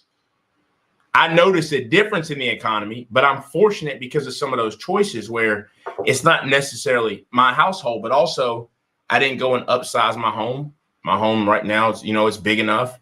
Just things like that, and just always getting ready for what may come or whatever. But I think he hit the nail on the head. Tim did, because those are some books that very general will definitely put you on the right path. I mean, because the Dave Ramsey was the thing that made me start thinking about, okay, I'm not blowing my money on a car payment that I'm gonna treat the same anyway. It doesn't matter what kind of car it is. It could be a Lamborghini. I'm treating it the same as a Honda. I'm not going to treat it no different. So why spend all this money? So keep the debt low. And on the flip side, once you get into like Dave Ramsey and you get in like more like the millionaire mindset, then you start to understand, okay, now I start to get assets working. And then see, and what that does, that frees up your mind. What that changed for me, I was then free to actually start thinking about how I can start to make money. That was the difference. And I hate to speak in absolutes because today we get so caught up in what we want to do. But me right now, like if I pick the path for my two boys, it would be like, look, and this is if I wasn't paying for it, but community college, engineering. Well, I don't like engineering. I don't care if you like it. Engineering, community college, engineering. Because it's a job, or tech. It's a job you can make money, and then you can fund the dream later. You can stop doing it later down the road. But I'm so absolute about that because if you can make the money and minimize the risk and debt, you'll be free to figure out. Really, at that point, you'll have the rest of your life to figure out. You could pretty much be able to do whatever you want. What happens is people are told, well, just go do your passion. Well, now you owe $150,000 and you're making $30,000 and you're absolutely screwed. And you got a hole to dig yourself out of. That's why a lot of YouTubers that are successful, they done made a killing. So they figured out how to make money doing what they like. Even lead attorney, he didn't want to do that no more. But he got something that would actually make him money. Then he could put it into YouTube, and now the money he's making is so far more than he ever made. So that's the way that I look at it. You do what you have to do, minimize debt, fund the dream, and then you're on a whole another level. So I think Tim made good points. Yeah, Mr. Boyd, and I want to get your feedback on that. But one of the key things about what was shared is that'll stand in the generation, in the test of time. Yeah, because that's fundamental. And what it's going to allow you to do, it's going to do a few things. It's going to get you laser focused in a particular area, and that way it's going to help combat and deflect a lot of the distractions. Two, it's going to now allow you to get the clarity and create the discipline to now start your journey for you, whatever that may be. Right. Because, what ends up happening, at least for me, and that's why I mentioned, I think a lot of times when you hear information from an older generation, the danger in that sometimes is they haven't been in tune with the new generation, so they haven't went back and retailored the information for what's currently going on. So what I spend my time doing is on top of learning what is currently going on, but also understanding now, how do I need to tweak this based on the environment and what's going on now? But what stuff is fundamental and tried and true, regardless of what's going on in the markets, regardless of who's telling the information, regardless of where you may be at. Those are fundamentals that's always going to be able to get you through any financial situation, but also be able to get you through any type of situation once you create the discipline. Because discipline is universal. It's all wickets of your life. It's not just one. Right. You can test people too, man. You want to test older people just as far as their mindset. And this is an example, but it doesn't have to be music. It can be whatever. But me and my friend talk about it. I'm 39. And we have a friend, we'll be talking, and he's like, Lil Uzi Vert is trash. Now, first of all, if you don't know who he is, well, that already tells you, right, that you're probably a little bit out the game, right? But on the flip side, the thing about that is my answer is there's many artists that, I may not like them, but to say they're trash, it means I'm out of touch. Why? Because I know when someone's selling millions and millions, there has to be something to it. So even as I get older, I should be able to say, okay, there's got to be something to it. And if I'm not willing to say that, you don't need to listen to me, because I'm not even able to open my mind enough to think these kids are listening to. There's a reason why they're paying attention to this person and why the person has sold 8 million albums. To call them trash, the older person's out of touch. And that's just an example with music, but it's that way with all kinds of stuff. To just write, it's anyone who just writes something off and won't listen, I wouldn't even deal with them, because they're not going to be in touch and they can't really offer you. They're just going to offer you something from 1980. It's not going to be anything up to times.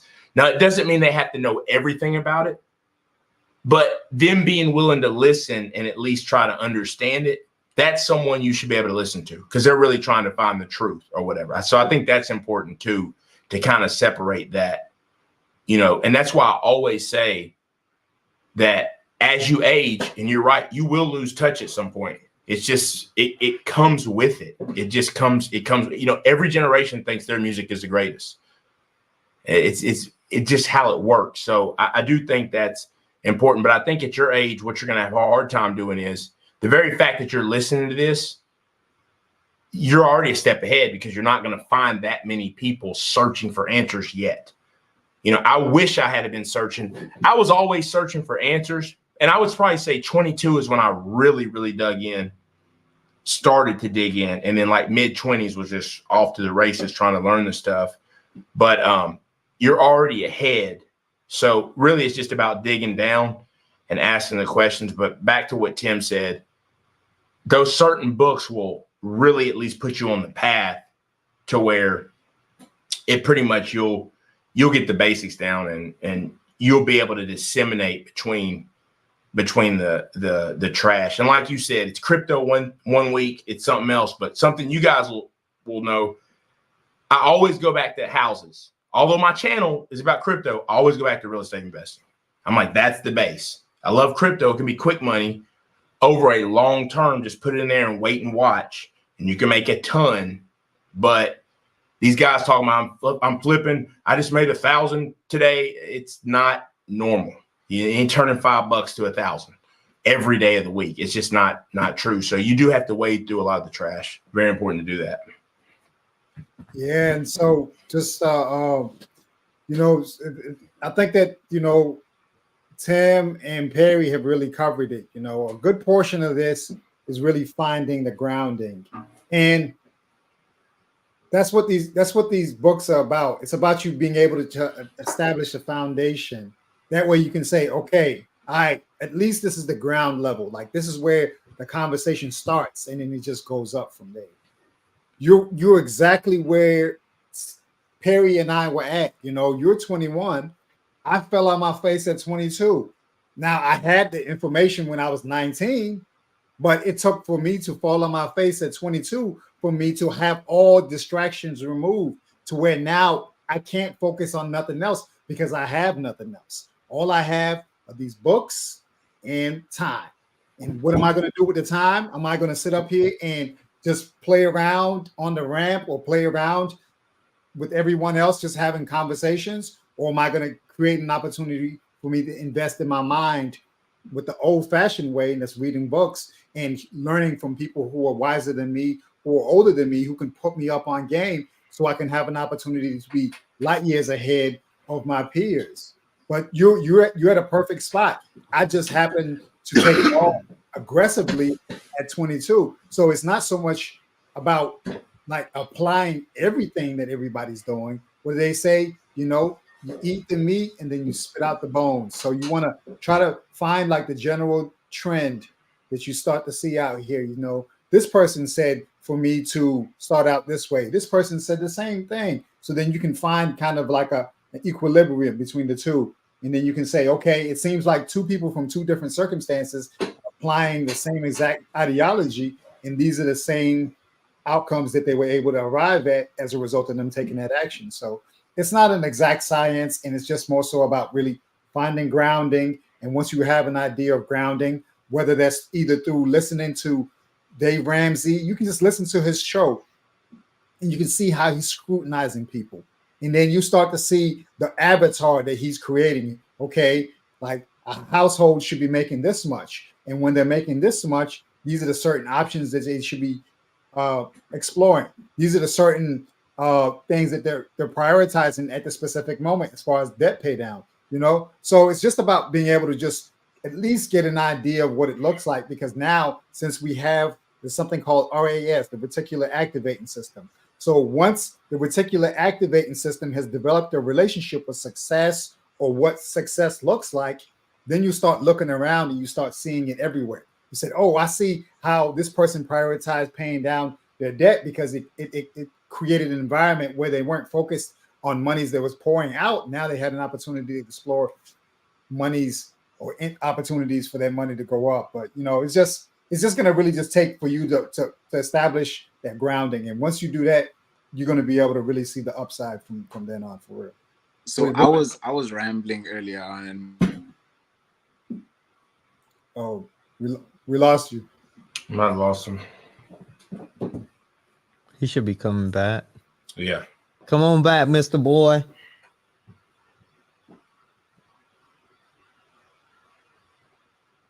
Yeah. He's probably going to come back. Yeah.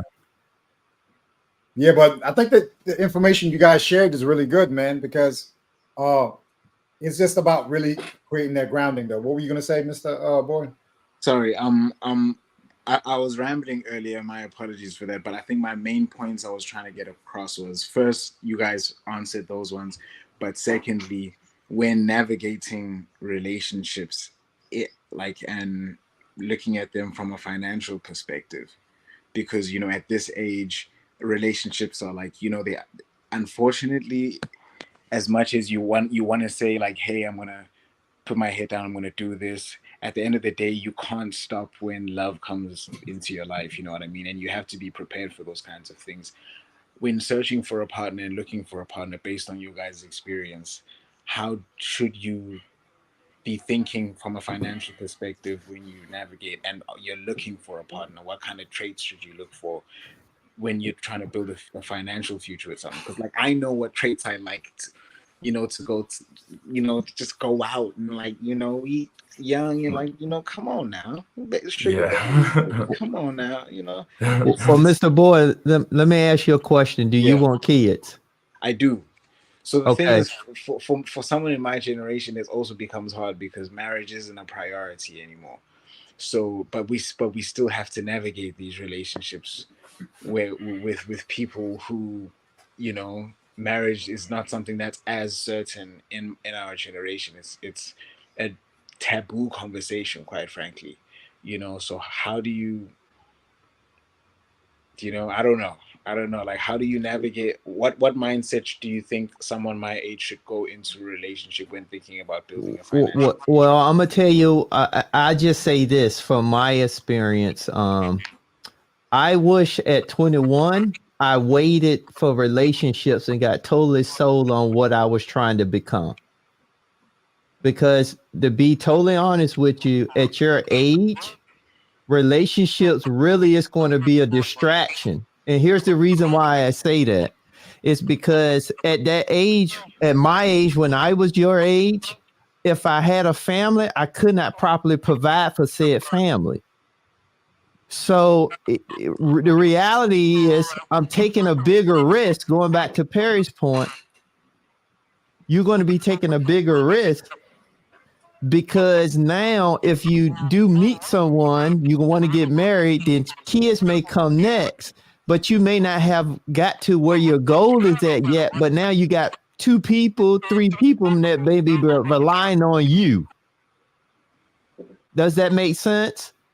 So I think what you should do, at least for me, and I'm pretty sure everybody else going to have a different opinion, I think that you should not necessarily be seeking marriage right now, but I think you should be seeking relationships so you could be building your relationship skills. So you can have an understanding of how to communicate with a woman. This would be all prep work for your wife. But when you get your wife, it's going to be around that you got Mr. Boy, know what Mr. Boy want. You have a foundation. You make it, you generate income. So now when you find her, everything's going to kind of be easier because you know how to communicate. You're not young trying to find yourself, but you're trying to find yourself, but you got family relying on you. Yeah. So I know for me, that's some of the things I did wrong. Because I'm telling you now, I just think where you at right now, just and I'm not a psychologist or anything. I'm just going off of what we just had a conversation about. Yeah. I think the fact that you have a lot of distractions that's making it hard for you to make your determination on the path, that to me is a red flag that you got to get Mr. Boy right first. For me, it's more what is the path, you know? Right. So Like when the distractions are gone, what is, because there are so many, what is the path that one is supposed to go down on?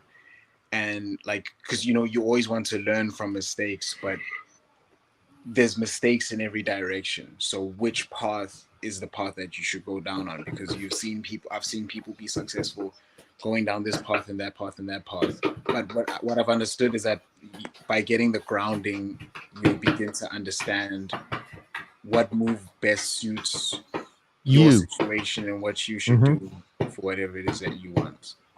That's correct. So your path should be now is based on the stuff that I share with the books and Dave Ramsey, those type of things. That's your financial path. But now you got to still determine what your skill set path is going to be. So if you're going to go the school route, one, I say go community college. It's cheaper. It's easier. From the standpoint of being able to get associate's degree in shorter time, but you can now hit the workforce. If you're going to get a degree, it has to be a marketable degree. It should be any form of STEM. It should be AI based. It should be, if you're going to, things of that nature. And I can give you more details on that, but that's the path I ultimately think you should go down, and then start building the skills. If that don't work for you, then you could go the trade route. You would want to go a trade, whether it be electrician, plumber, a trade that we always going to need regardless of what the economy is doing. Also, you could do editing. You could do digital content manager. It has to be trades that's marketable and not all of this. I'm doing it because it makes me feel good. This is my passion. That don't pay no money for what you need right now. I'm just being honest with you. And once you get that should be your path. So your path should be a financial path and then your life path. But that life path is for the skills that you're going to find for you. Now, the thing about that is I can't tell you exactly what that is, but now you got to go do the homework and research and find out, give yourself some options, and then start asking questions.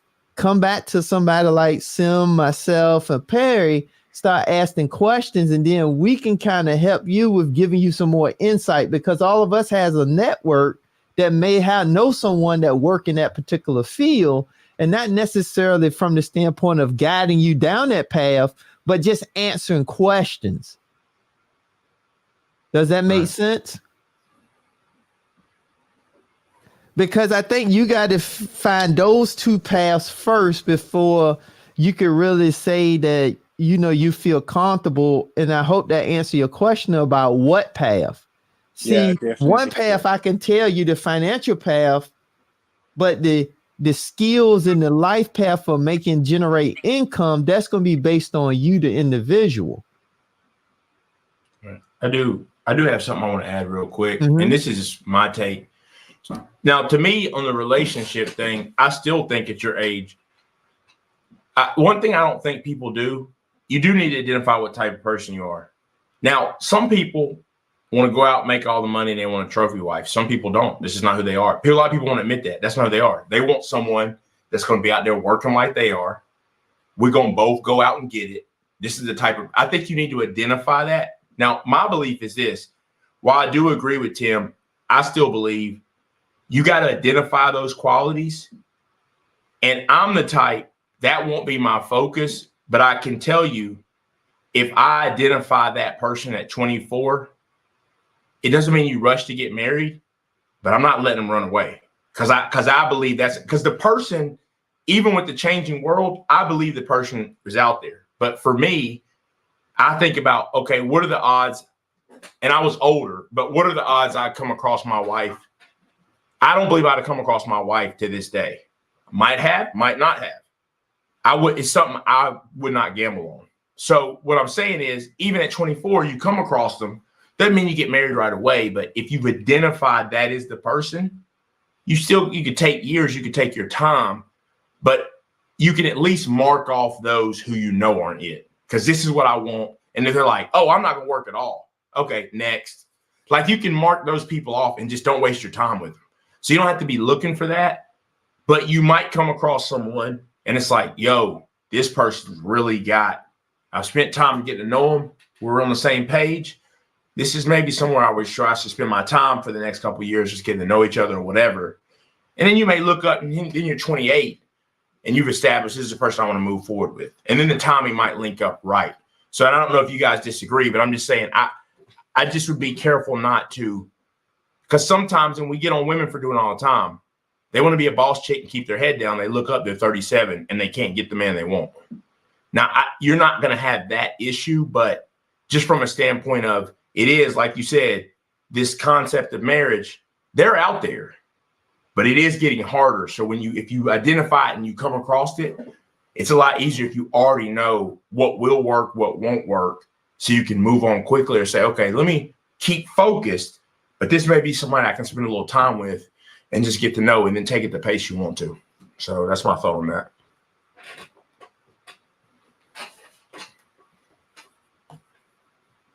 Yeah, some good information, man. I mean, I think that Tim and Perry both provided some really good information. You know, Thank you so much, guys. I really appreciate it.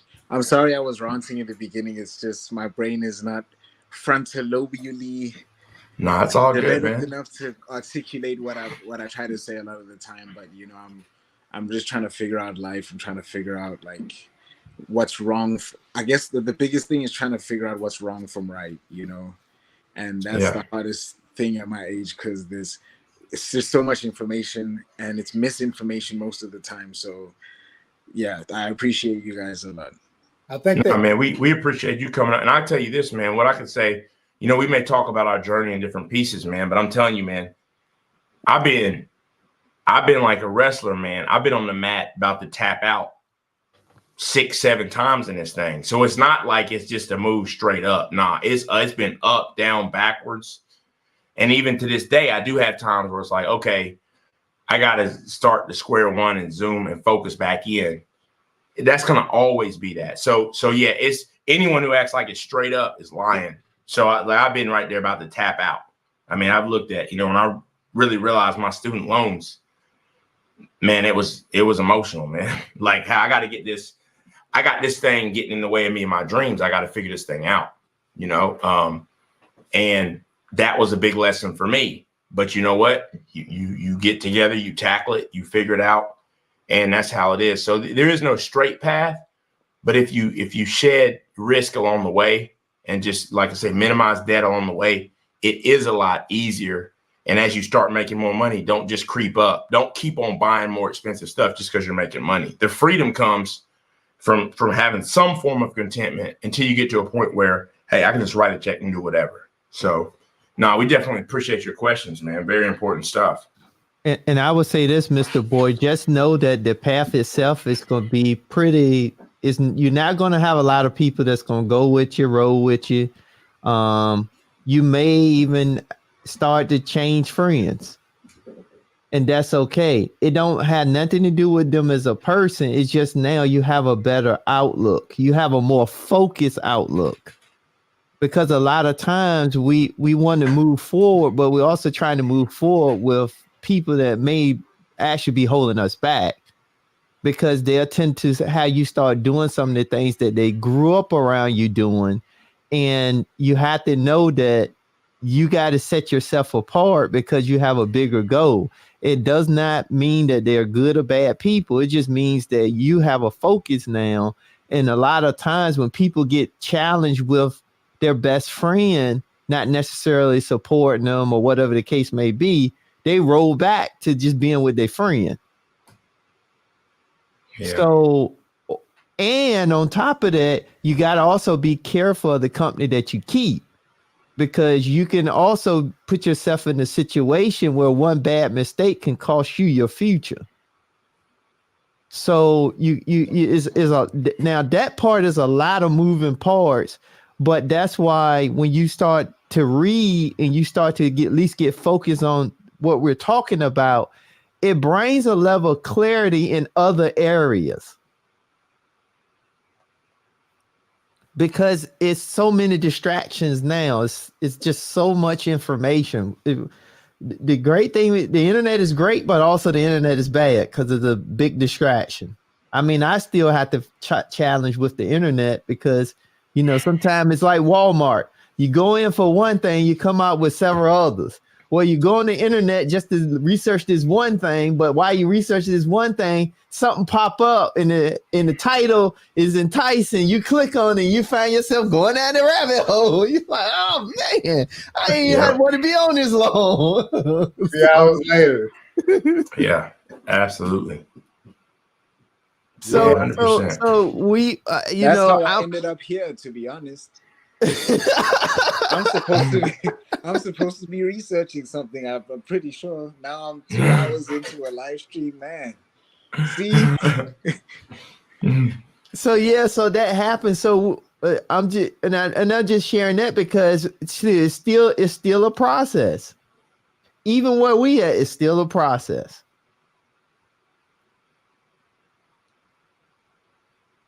Just remember that, you know, even it wasn't until 28 where I had like a really good idea of something that I knew was marketable, something that I had genuine interest in doing, and then the desire and the will for me to go ahead and push forward in order for me to get it done.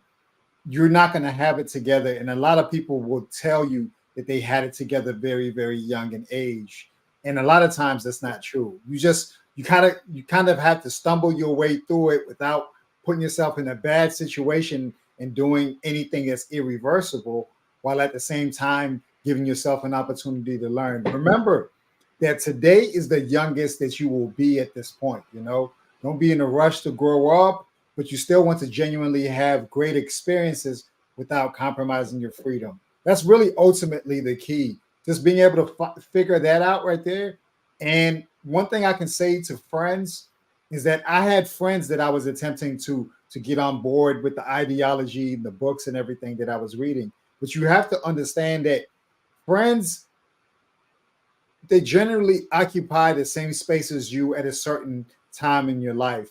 Just because they don't decide to continue to go up at the same rate that you're going up, you have to still kind of compartmentalize your relationship with them and say, hey, listen, now I'm just going to reach back to you when I have an opportunity to reach back to you. We're not going to stop being friends. It's just that right now my preoccupation is in my growth, and I have to put on my mask first before I can expect on anyone else's mask, you know? So if you understand that ideology, it's not that you're abandoning them as a friend. It's just that the way that you really have to hone in your time, it has to be solely focused on you putting your mask on first, and then you can have an opportunity to start sharing things with them that can enrich their life and improve their life. But if they don't want to do the same things that you want to do, just leave them there as your friend. You just have to know I can spend time with you during the holidays when I come visit, or whenever I'm in my off time. I just can't be spending my prime time with you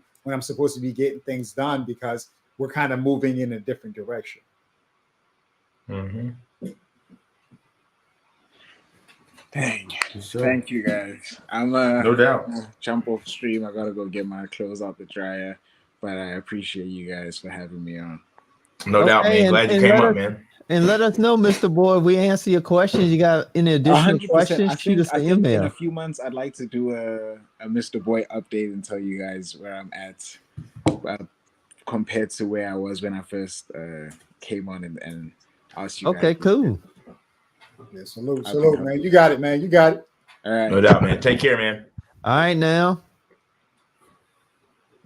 All right, so fellas, we're gonna get ready to wrap up. I think that was a great conversation. It's always good, and I'm glad Mr. Boy came up being younger, 21, because it's always good. I know I try to talk with the young people so I can get a better understanding. But I think that was a great conversation. So we'll just go through and give any last words, final remarks. I'll start with Sim first to kind of looking at wrapping us up. And so, I mean, just to wrap up our conversation, you don't have to have it all together. You just have to have a willingness to put one foot in front of the other and just take one step at a time, figuring out your way through these finances. Like the idea of finding a partner who possesses all your values, all the traits that you're looking for, like there's a slim to none chance of you finding someone who possesses those traits. And they say that the place that you probably the most likely to actually find someone who aligns with most of your values is potentially at college or maybe high school. Now at those same exact times, we might not be in the right mental state. We might think that there's a limited amount of time in front of us, so we might not really take advantage of that time that we have before us. But if you can do like Mr. Boy is doing, making little investments into himself and just attempting to figure out the way.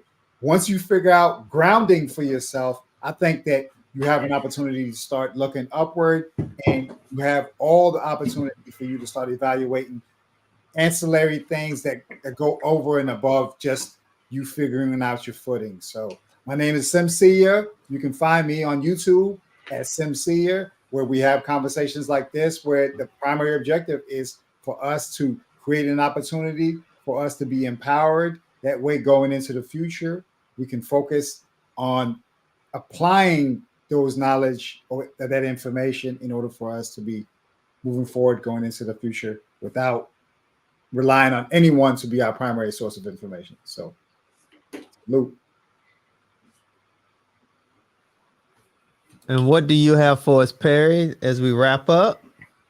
Yeah, man, I don't have much. Just thrilled that he came up, man. I think it's good, man, just to have younger people up and just to be interested in it, man, because I feel like, man, he's at an age that really, like, you really do have it all in front of you. And, man, you start making the right choices at that point. I mean, that's really a game changer. So I definitely appreciate that. And then other than that, it's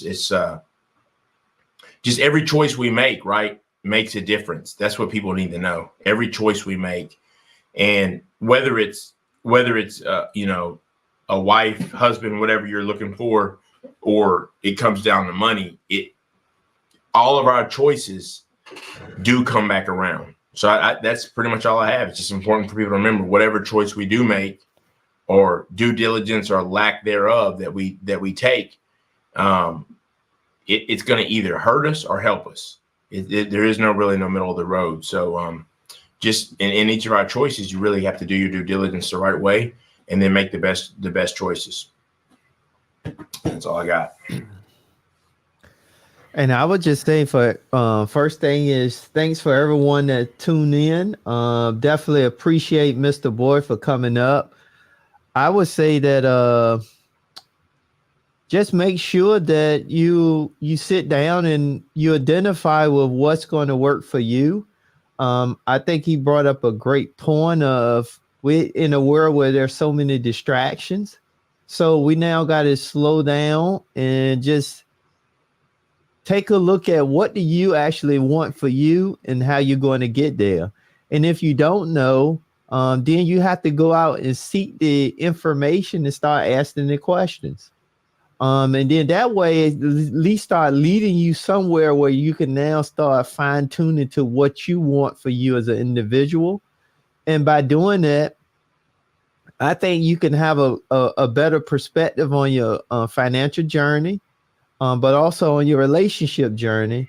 And I say the key is just always humble yourself, do the due diligence, and then never be afraid to ask the question.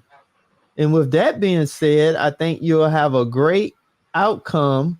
And then and you'll have a great outcome. But I also think that we have to know that it's not going to be easy neither. It's going to take some work. It's going to take some setback. It's going to take some, getting uncomfortable. It's going to take frustration. But it's going to be all worth it because it's going to help you build what you need to build for you. So with that being said, this is Tim, also known as the Intentional Millionaire. Also, we have the Finance Bros, Simsea and Perry Unlikely. Definitely make sure you go over and check out their channels also. And with that being said, you all have a good night. Thanks for tuning in, and we'll catch you on the next video.